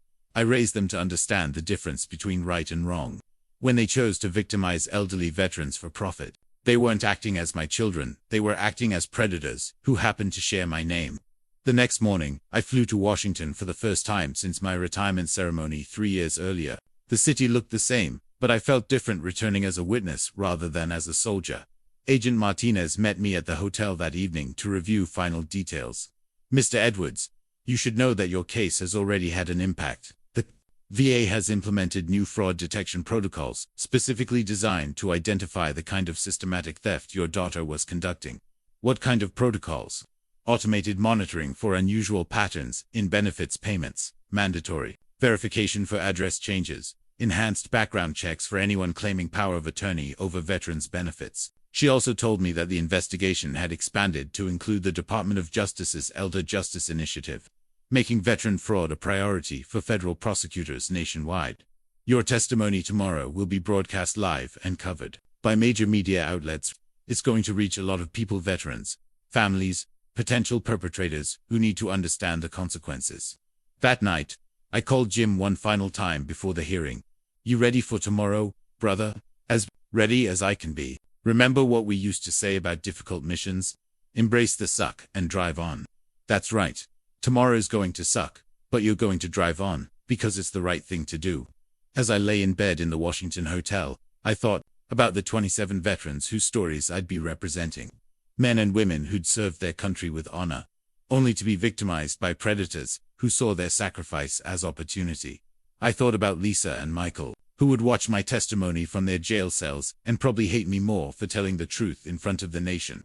And I thought about other veterans, the ones who might be protected because of tomorrow's hearing, the families who might avoid the devastation we'd experienced. In the Army, we learned that the hardest missions often had the greatest impact.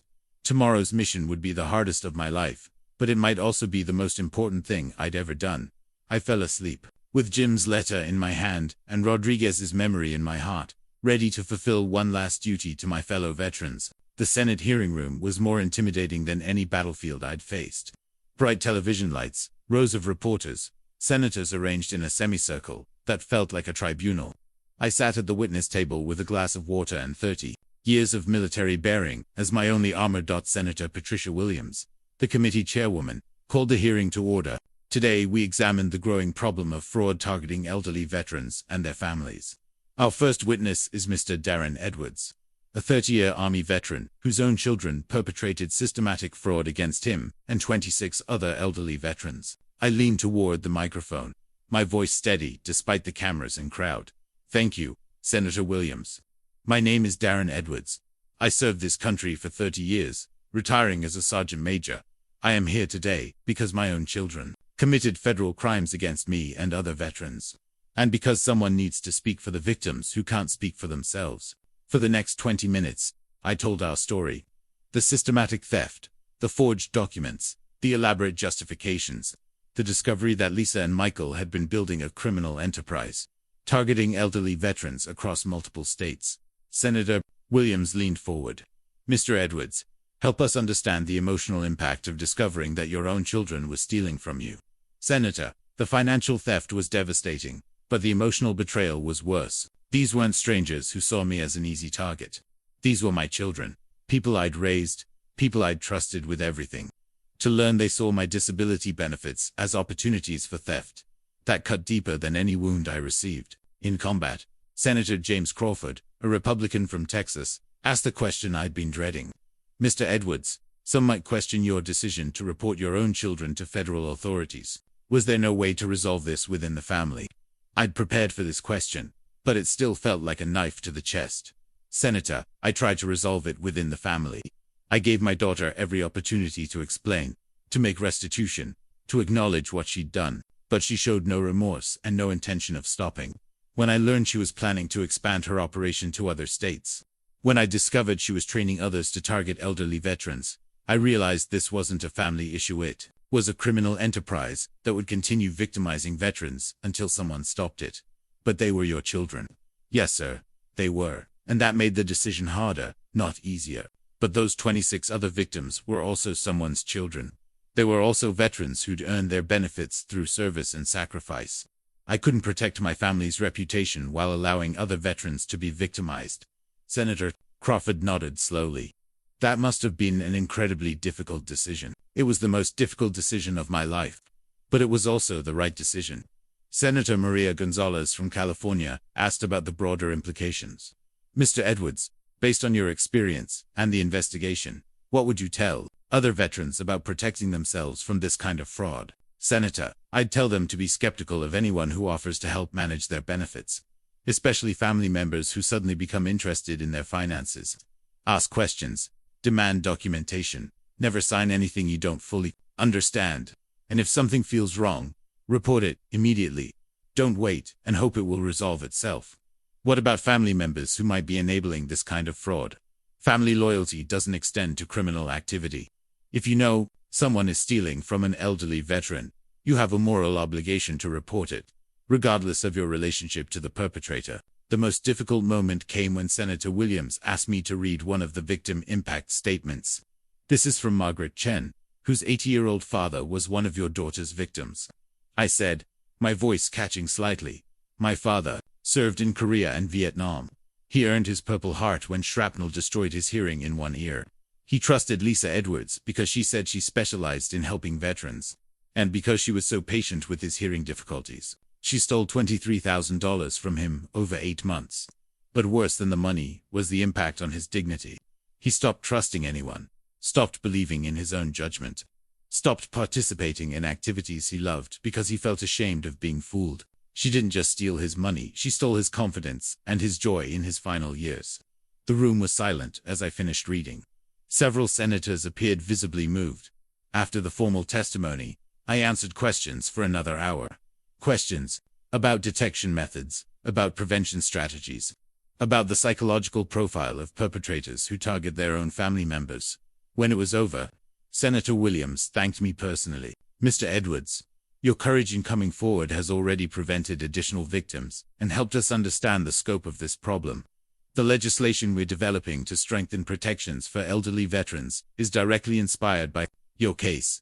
Outside the hearing room, reporters surrounded me with questions. I kept my answers brief and focused on the victims, rather than my personal story. The important thing isn't what happened to my family, I told them.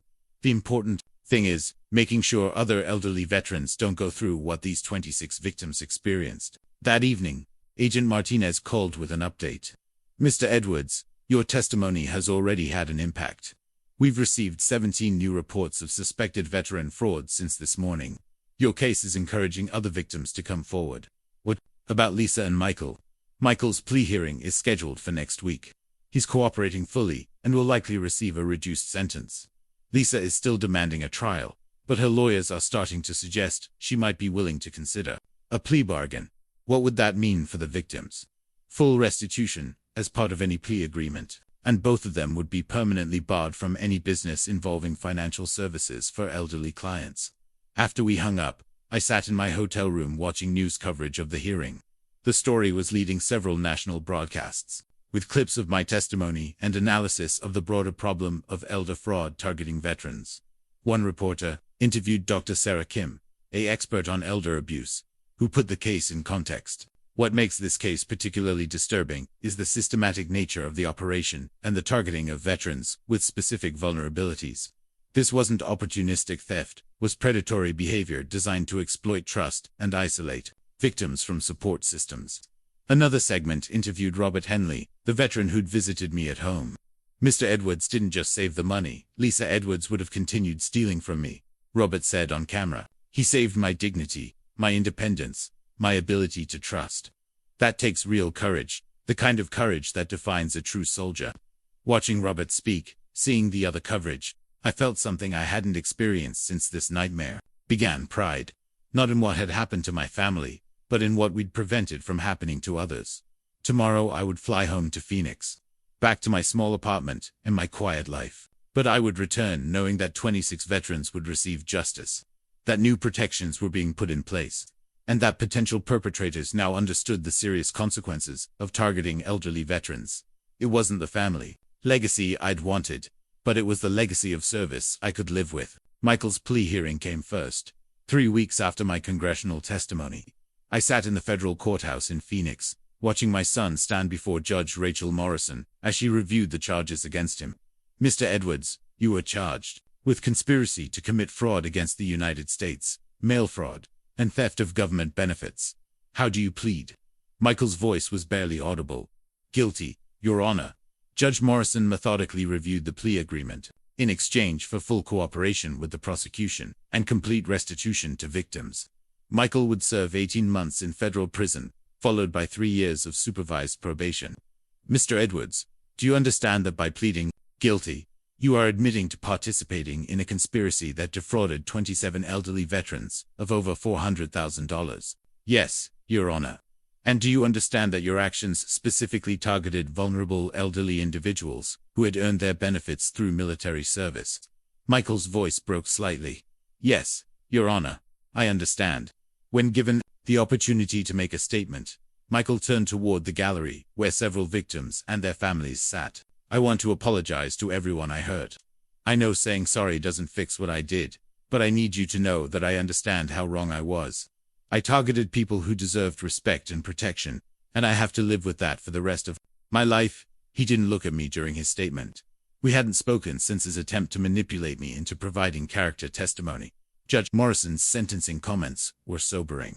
Mr. Edwards, your crimes targeted some of our most vulnerable citizens, elderly veterans, who had already sacrificed for this country. While I credit your cooperation with authorities, the systematic nature of these crimes and their impact on victims requires a substantial period of incarceration.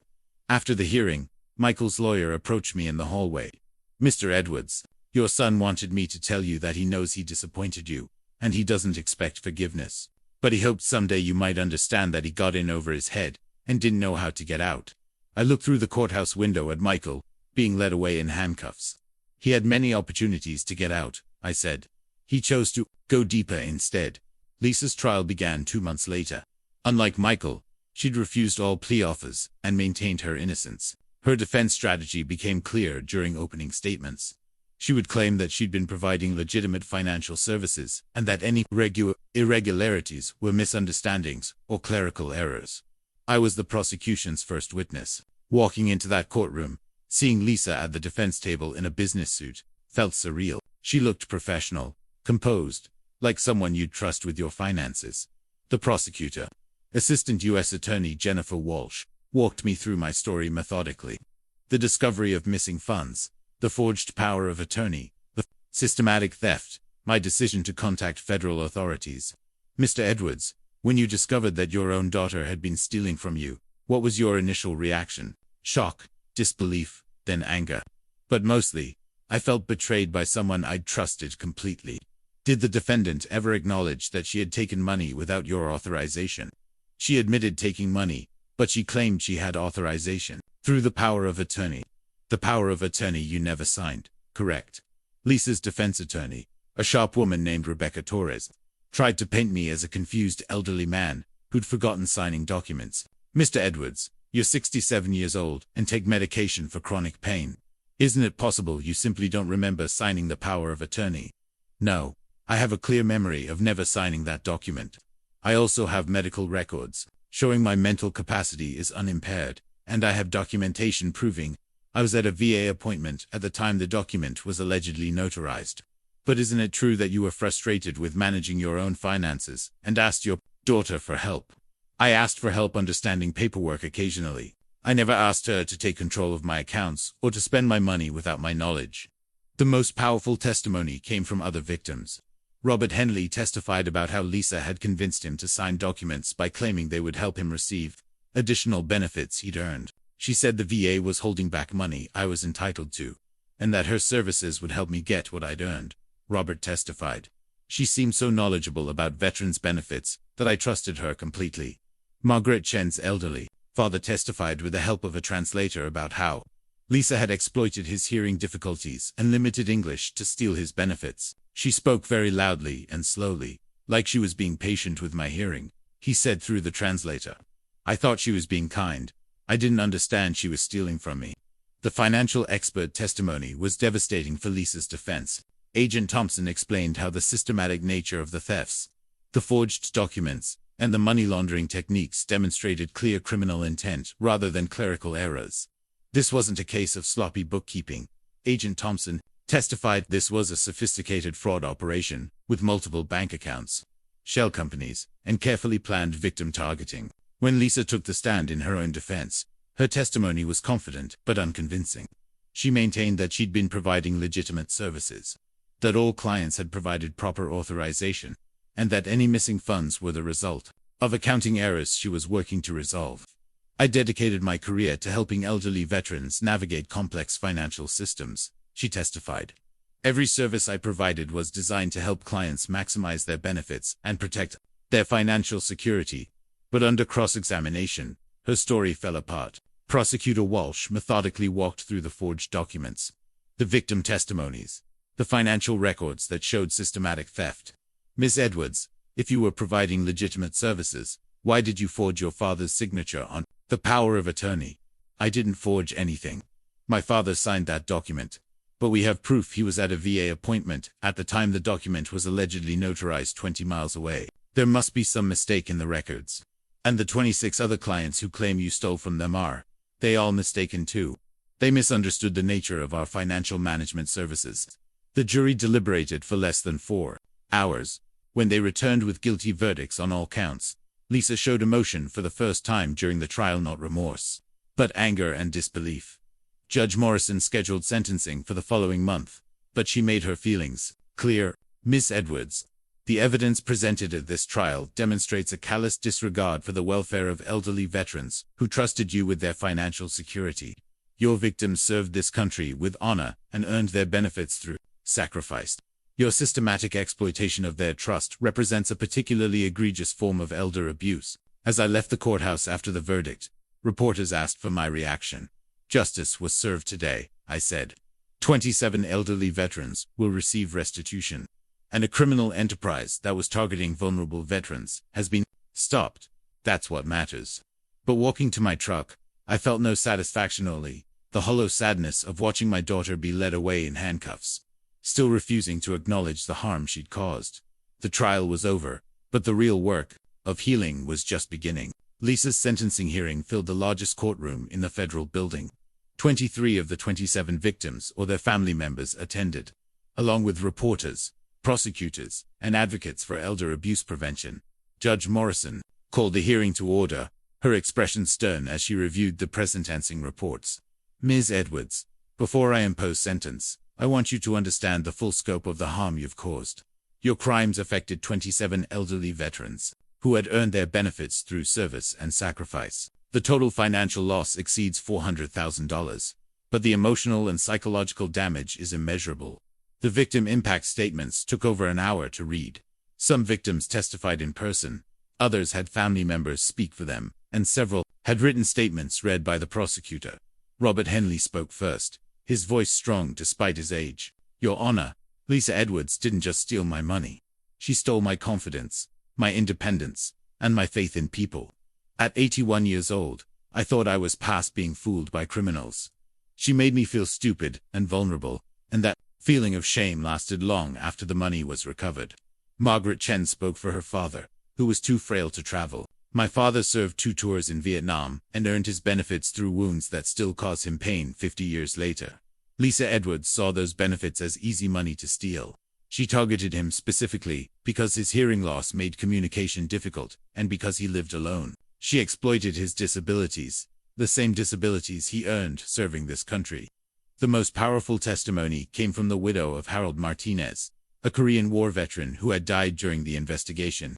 My husband never lived to see justice for what Lisa Edwards did to him, Mrs. Martinez said, tears streaming down her face.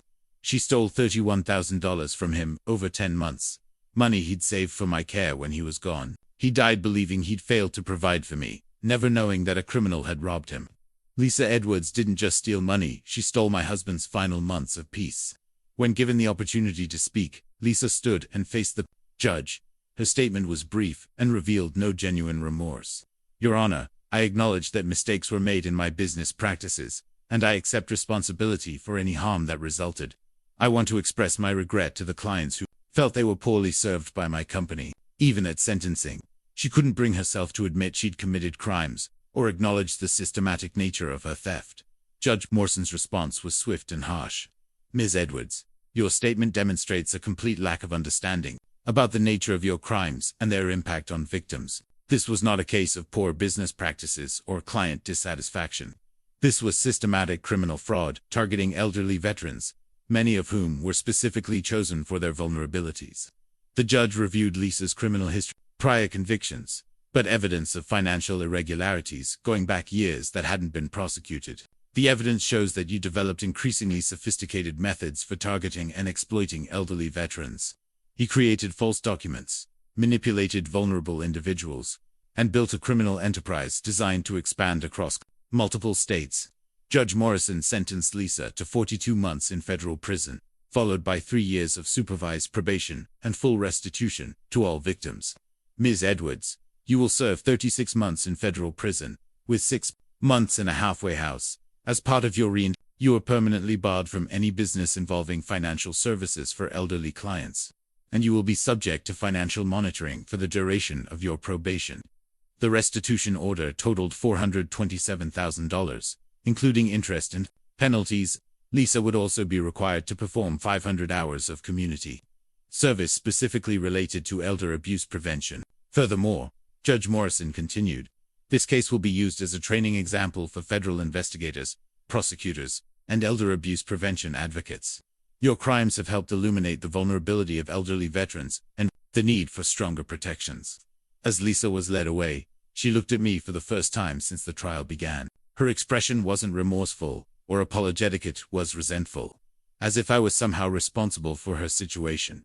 Outside the courthouse, Prosecutor Jennifer Walsh spoke to reporters. This case demonstrates that elder fraud targeting veterans will be prosecuted to the fullest extent of federal law.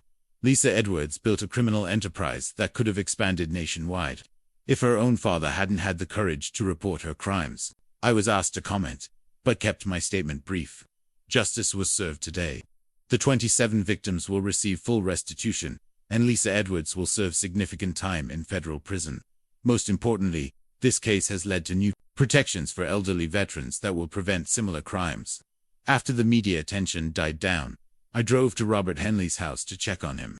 The trial and sentencing had been emotionally difficult for all the victims. "How are you feeling about the sentence?" I asked as we sat in his living room.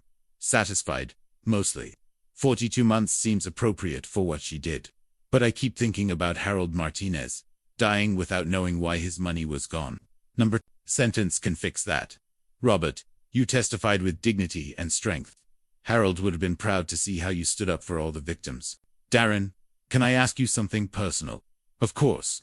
Do you regret turning in your children, now that it's over, knowing they're both in prison?" I thought about the question that had haunted me for months. I regret that my children chose to become criminals. I regret that they saw elderly veterans as targets rather than heroes. But I don't regret stopping them from victimizing more people, even though it destroyed your family. Robert, they destroyed our family when they decided to steal from vulnerable veterans. I just made sure there were consequences. That evening, I received a call from Agent Martinez with final statistics from the investigation. "Mr. Edwards, the complete investigation identified 31 victims across 5 states, with total losses of $487,000. We also prevented Lisa's operation from expanding to Texas and Florida, where she had contacts interested in replicating her methods. What about other similar operations? Your case led to investigations in 12 other states. We've uncovered 6 similar schemes and prevented several others from starting. The publicity from your congressional testimony has made this type of fraud much more difficult to operate." After we hung up, I sat thinking about the numbers. 31 elderly veterans who had been targeted by my children, nearly $500,000 stolen from people who had earned their benefits through service and sacrifice, but also prevented expansion to other states, training of additional perpetrators, victimization of hundreds of other elderly veterans. The cost to my family had been enormous, but the protection provided to other veterans made that cost worthwhile. That night, I pulled out Jim Kowalski's letter and read it again. "You've got 27 brothers and sisters counting on you to tell their story. Don't let them down." The number had grown to 31, but the mission was complete. Justice had been served, restitution ordered, and protections put in place to prevent similar crimes. I had not let them down. 6 months after Lisa's sentencing, I stood in line at a new bank, opening fresh accounts with enhanced security features recommended by the FBI's Financial Crimes Unit. The manager, a young woman named Sarah, helped me set up monitoring systems that would alert me to any unusual activity. "Mr. Edwards, these new protections are specifically designed for elderly veterans," she explained. "Address changes require in-person verification. Large withdrawals need secondary authorization, and any power of attorney requests are subject to enhanced scrutiny." The irony wasn't lost on me. Protections developed, partly because of my family's crimes, were now safeguarding my own finances. Starting over financially at 67 felt daunting, but Agent Martinez had assured me that full restitution was being collected from Lisa's seized assets. Her business accounts, her house, even her car had been liquidated to compensate victims. "Your daughter's total assets came to about $340,000, Martinez had told me. Combined with seizures from Michael and court-ordered payments, all victims will receive full restitution, plus interest. But rebuilding trust proved more difficult than rebuilding bank accounts." Dr. Patricia Valdez, the counselor I'd started seeing at the VA, specialized in family trauma involving elder abuse. Our weekly sessions helped me process emotions I'd been suppressing since the investigation began. "Darren, what you experienced isn't just financial fraud," Dr. Valdez explained during one session. "It's intimate betrayal by the people you trusted most. The trauma from family betrayal often runs deeper than trauma from strangers. I keep second-guessing myself, wondering if I was too harsh, if there was another way to handle it." "Tell me about those doubts."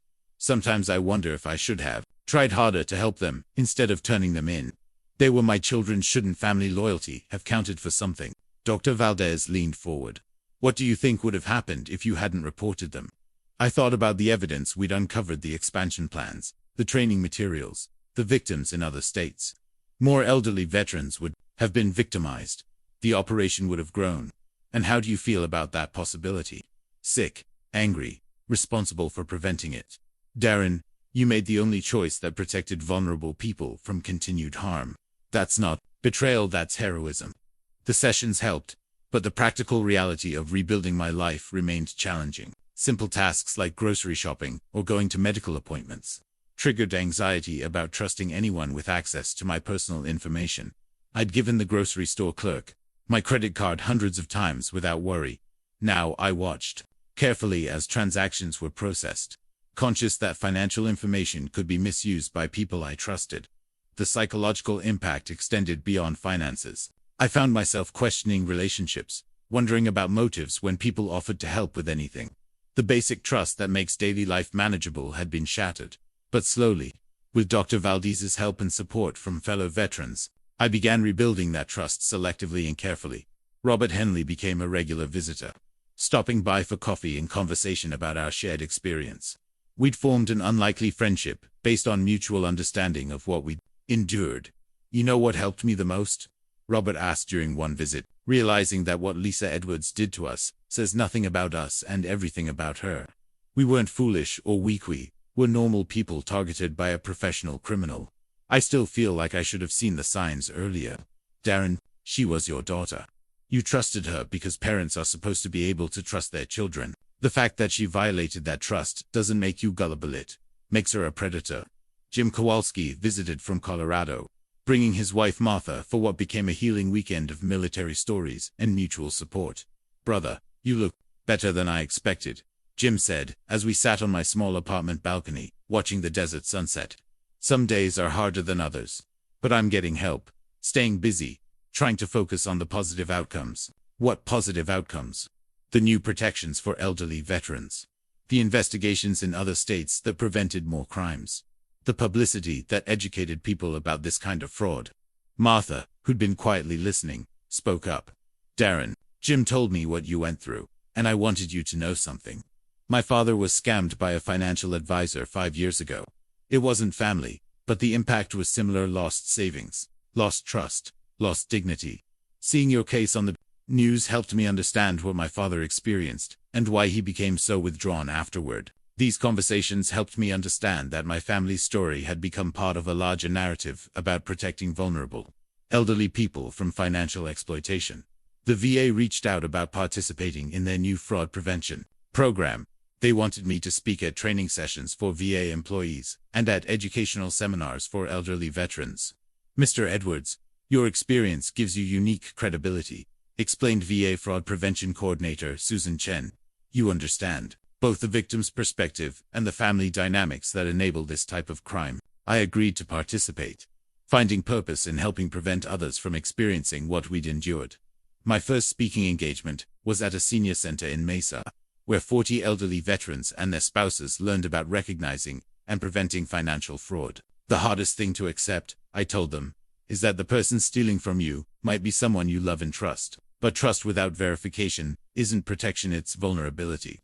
I taught them practical steps: never sign documents without reading them completely, never give anyone unlimited access to accounts, always verify unusual requests even from family members. If someone gets angry when you ask questions about your own money, that's a red flag. Legitimate help comes with patience and transparency. After the presentation, an elderly woman approached me with tears in her eyes. "Mr. Edwards, my grandson has been asking me to sign papers to help with my taxes. After hearing your story, I'm going to have my lawyer review them first." These interactions reinforced that the pain of my family's destruction had purpose, preventing other families from experiencing similar betrayal. As the first anniversary of my congressional testimony approached, I reflected on what had changed. My children were in federal prison, my family relationships were destroyed, and I lived with enhanced security measures that reminded me daily of the betrayal.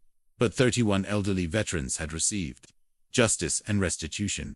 New protections were in place. Other potential schemes had been prevented. The trade-off was painful, but necessary, sacrificing my family to protect other families.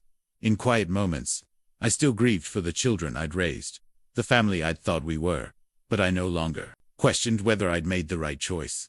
Some prices are worth paying, especially when the alternative is allowing vulnerable people to suffer. The letter arrived on a Tuesday morning, 18 months after Lisa's sentencing.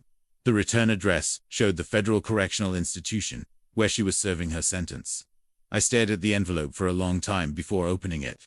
"Dad," it began, I know you probably don't want to hear from me, but I need to tell you some things before I get out next year. I've been going to counseling here, and I'm starting to understand what I did to you and the other veterans. For a long time, I convinced myself that I was helping people, that I was providing valuable services. I was angry at you for reporting me because I thought you didn't understand what I was trying to accomplish. I was wrong. I wasn't helping anyone. I was stealing from people who deserved better. I targeted elderly veterans because they seemed easy to manipulate, and I justified it by telling myself they had more money than they needed. I'm not asking for forgiveness, because I know I don't deserve it, but I wanted you to know that I finally understand why you did what you did. You protected people I was hurting, and you probably prevented me from hurting many more. I also want you to know that seeing the impact statements from my victims changed something in me. Mrs. Martinez talking about her husband dying without knowing why his money was gone. That haunts me every day. Robert Henley describing how I made him feel stupid and vulnerably realized now that I was a predator, not a businesswoman. Michael and I both made choices that destroyed our family. You didn't destroy anything. You stopped us from destroying other families. I don't expect you to write back, and I understand if you never want to see me again, but I needed you to know that your decision was right, even though it cost you everything. Lisa. I read the letter 3 times, looking for manipulation or self-serving justification. Instead, I found what seemed like genuine remorse and understanding. After 2 years of anger and grief, I felt something I hadn't expected, a small measure of relief that my daughter was finally acknowledging the truth about what she'd done. I called Dr. Valdez to discuss the letter and my conflicted feelings about it. How does it feel to receive what appears to be genuine accountability from Lisa? She asked. Complicated. I'm glad she finally understands the harm she caused, but I'm also angry that it took 18 months in prison for her to reach that understanding. What do you think changed for her? Prison has a way of forcing people to confront reality, and maybe hearing from her victims made the abstract consequences concrete. Are you considering responding to her letter? I thought about it. Not yet. Maybe not ever. I need to process what she said and decide if engaging with her would be helpful or harmful. That's wise. You don't owe her forgiveness, but you also don't have to carry anger forever if you don't want to. That weekend, I drove to the State Veterans Cemetery where Harold Martinez was buried. His widow had invited me to visit his grave, saying that seeing his final resting place might provide closure. Mrs. Martinez met me at the cemetery entrance, carrying flowers and looking frailer than when I'd seen her at Lisa's sentencing. Mr. Edwards, thank you for coming. Harold would have wanted to meet you, the veteran who stood up for other veterans. We walked through rows of white headstones, marking the graves of men and women who'd served their country. Harold's grave was marked with a simple stone listing his name, rank, and service dates. Korea 1951 to 1953. Vietnam 1967 to 1969. He was proud of his service, Mrs. Martinez said as we stood beside his grave. Even when his mind started failing near the end, he remembered his army days clearly. Tell me about him. He was a good man who tried to do right by everyone. When that woman started taking his money, he didn't tell me because he was embarrassed. He thought he was losing his ability to manage finances, and he didn't want to burden me with worrying about his competence. We stood in silence for a moment before she continued. Mr. Edwards, I need to thank you for something. When you reported your daughter, you gave Harold justice even though he wasn't alive to see it. That means everything to me. Mrs. Martinez, I'm sorry I couldn't stop it before it affected your husband. You stopped it as soon as you discovered it. Harold would understand that he was a soldier too. He knew that sometimes you have to make hard choices to protect people. Driving home from the cemetery, I thought about Harold Martinez and the other victims. Elderly veterans who'd served their country with honor, only to be victimized by criminals, who saw their benefits as easy targets. Their stories had become part of my story, their protection part of my mission. The next week brought news that validated the difficult choices I'd made. Agent Martinez called with an update on national veterans fraud prevention efforts. Mr. Edwards, I wanted you to know that the protocols developed in response to your case have prevented an estimated $2.3 million in veteran fraud across the country. The awareness campaign featuring your testimony has led to over 200 reports of suspected elder fraud targeting veterans. How many of those reports led to arrests? 17 major cases, with 43 perpetrators charged. We estimate that preventing these schemes protected over 300 potential elderly veteran victims. 300 elderly veterans who wouldn't experience what I'd experienced, what Harold Martinez had experienced, what Robert Henley had endured. The numbers put my family's destruction in perspective. We'd paid a high price, but that price had protected hundreds of vulnerable veterans from financial exploitation and emotional devastation. That evening, I received an unexpected call from Michael.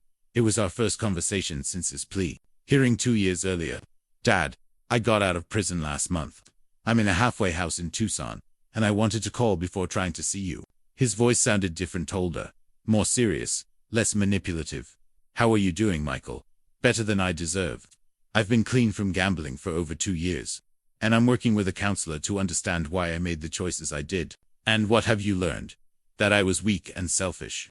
That I let Lisa convince me that stealing from elderly veterans was somehow helping them. That I chose the easy wrong over the hard right, over and over again." "Michael, why are you calling me?" "Because I want to apologize, and because I want you to know that I understand why you did what you did. You saved people from us, Dad. You prevented Lisa and me from hurting more veterans, like Harold Martinez. Are you asking for forgiveness?" There was a long pause. "I'm asking for understanding. I know I don't deserve forgiveness, but I hope someday you might understand that I was lost and weak, not evil." "Michael, I understand that you were weak, but you are also an adult who made deliberate choices to victimize elderly veterans. Understanding your motivations doesn't excuse your actions. I know. I just wanted you to know that I'm trying to become someone better than who I was." After we hung up, I sat thinking about both of my children, Lisa finally acknowledging the truth about her crimes, Michael trying to rebuild his life after prison. They were different people than the children I'd raised, shaped by consequences I'd helped impose. I didn't know if they could truly change, or if their remorse was genuine, but I knew that the mission was complete. Justice had been served, victims had been protected, and new safeguards were in place. Whether my children found redemption was their responsibility now, not mine. The Department of Veterans Affairs ceremony took place on a crisp December morning at the Phoenix VA hospital. I wore my dress blues for the first time since retirement, the familiar weight of the uniform bringing back memories of better days, when duty was clear and honor was simple. Secretary of Veterans Affairs David Chen presented the award personally, flying from Washington specifically for the ceremony. The small auditorium was filled with VA officials, local veterans, and several of the fraud victims whose cases had led to this recognition. "Today we honor Sergeant Major Darren Edwards," Secretary Chen announced, whose extraordinary courage in reporting criminal fraud against elderly veterans led to one of the most significant elder abuse prosecutions in VA history. The citation read, "For exceptional moral courage in reporting systematic fraud against elderly veterans, resulting in the prosecution of perpetrators, restitution for 31 victims, and the implementation of enhanced protections that have prevented fraud targeting hundreds of additional veterans nationwide." As Secretary Chen pinned the VAS Distinguished Service Award to my uniform, I thought about the journey that had brought me to this moment. 3 years ago, I'd been a retired soldier, living quietly, trusting my children, believing my family was intact. Now I stood as a symbol of the difficult truth that protecting vulnerable people sometimes requires sacrificing everything you hold dear. "Sergeant Major Edwards," Secretary Chen said after the formal presentation, "your actions demonstrated that the warrior ethos doesn't end with retirement. You continued serving your fellow veterans when they needed protection most." Robert Henley was in the front row, applauding with tears in his eyes. At 84, he'd become my closest friend and strongest supporter, understanding better than anyone what we'd both endured. After the ceremony, reporters asked about the broader impact of my case. "This recognition isn't about me," I told them. "It's about 31 elderly veterans who deserved justice and protection. It's about the hundreds of other veterans who won't be victimized because new safeguards are in place." "Do you have any regrets about your decision to report your children?" "I regret that my children chose to become criminals. I regret that elderly veterans were victimized, but I don't regret ensuring there were consequences and prevention measures." What would you tell other families dealing with elder fraud? Family loyalty doesn't extend to criminal behavior.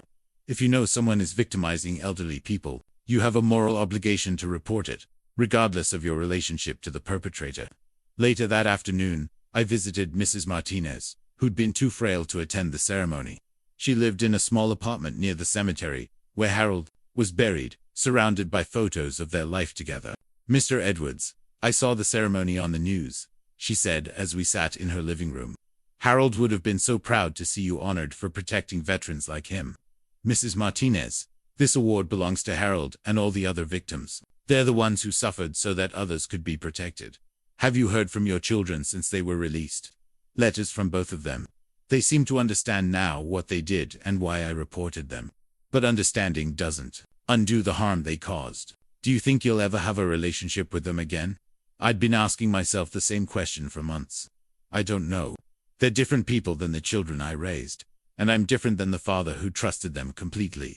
Maybe someday we can find some way to coexist. But it won't be the family we used to be. Sometimes the most broken things can't be fixed. Only replaced with something different, she said quietly. That evening, Jim Kowalski called from Colorado to congratulate me on the award. Brother, I watched the ceremony online. You looked good, up there in your dress blues. Felt strange wearing them again, like putting on the skin of someone I used to be. You never stopped being that person, Darren. You just proved it in a way none of us expected. Jim, can I ask you something? Do you think I did the right thing? Are you serious? You protected 31 elderly veterans from continued victimization. You prevented a criminal enterprise from expanding across multiple states. You helped create new safeguards that have protected hundreds of other veterans. Of course you did the right thing, even though it destroyed my family. Your kids destroyed your family when they decided to steal from elderly veterans. You just made sure there were consequences. As we talked, I realized that the guilt I'd carried for 3 years was finally beginning to lift. The award wasn't just recognition, it was validation that the hardest decision of my life had been the right decision. A week later, I received my final letter from Lisa. She was being released from prison and starting a supervised job at a nonprofit organization focused on elder abuse prevention. Dad, she wrote, I know we may never have a normal relationship again, but I want you to know that I'm dedicating my life to preventing the kind of crimes I committed. I'm working with organizations that protect elderly people from financial exploitation, and I speak to law enforcement groups about recognizing elder fraud patterns. I can't undo what I did to you and the other veterans, but I can spend the rest of my life trying to prevent other families from experiencing what we went through. You taught me the difference between right and wrong when I was a child. I forgot those lessons as an adult, but prison reminded me. Thank you for stopping me before I hurt more people. I don't expect forgiveness, but I hope you can find some peace, knowing that your courage changed me back into someone who tries to do right. Reading her letter, I felt something I hadn't experienced in 3 years. Hope that my children might become people I could respect, even if we could never be a family again. The next morning, I drove to the VA hospital where this journey had begun. I was scheduled to speak to a group of elderly veterans about financial fraud prevention, continuing the mission that had grown from my family's tragedy. As I walked through the hospital corridors, I passed elderly veterans who could have been victims of Lisa's operation, men and women who'd served their country and earned their benefits through sacrifice, trusting that the system would protect them in their vulnerable years. My job now was making sure that trust was warranted. In the conference room, 40 elderly veterans and their family members listened as I told them how to recognize and prevent financial exploitation. Some asked questions about warning signs. Others shared their own experiences with suspicious approaches from people offering financial help. Remember, I concluded, your benefits were earned through service and sacrifice. No one has the right to take them from you, and you have every right to question anyone who wants access to your accounts, even family members. An elderly woman in the front row raised her hand. Mr. Edwards, what gave you the strength to report your own children? I thought about her question, about the journey that had brought me to this moment. The same thing that gives any soldier strength to do difficult things, the knowledge that protecting others is more important than protecting yourself. I couldn't let elderly veterans continue being victimized just to keep my family together. After the presentation, I walked to my truck thinking about legacy. I'd spent 30 years building a military legacy based on service and sacrifice. My children had nearly destroyed that legacy through their crimes. But in the end, the legacy that mattered most was the one I'd built through the hardest decision of my life. Choosing to protect vulnerable veterans even when it cost me everything I thought I valued. As I drove home through the Arizona desert, I felt something I hadn't experienced since this nightmare began. Peace with my choices and pride in the mission I'd completed.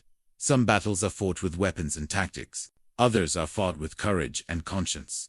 Both kinds of battles require soldiers willing to sacrifice everything for the mission. I'd spent 30 years as that kind of soldier in uniform.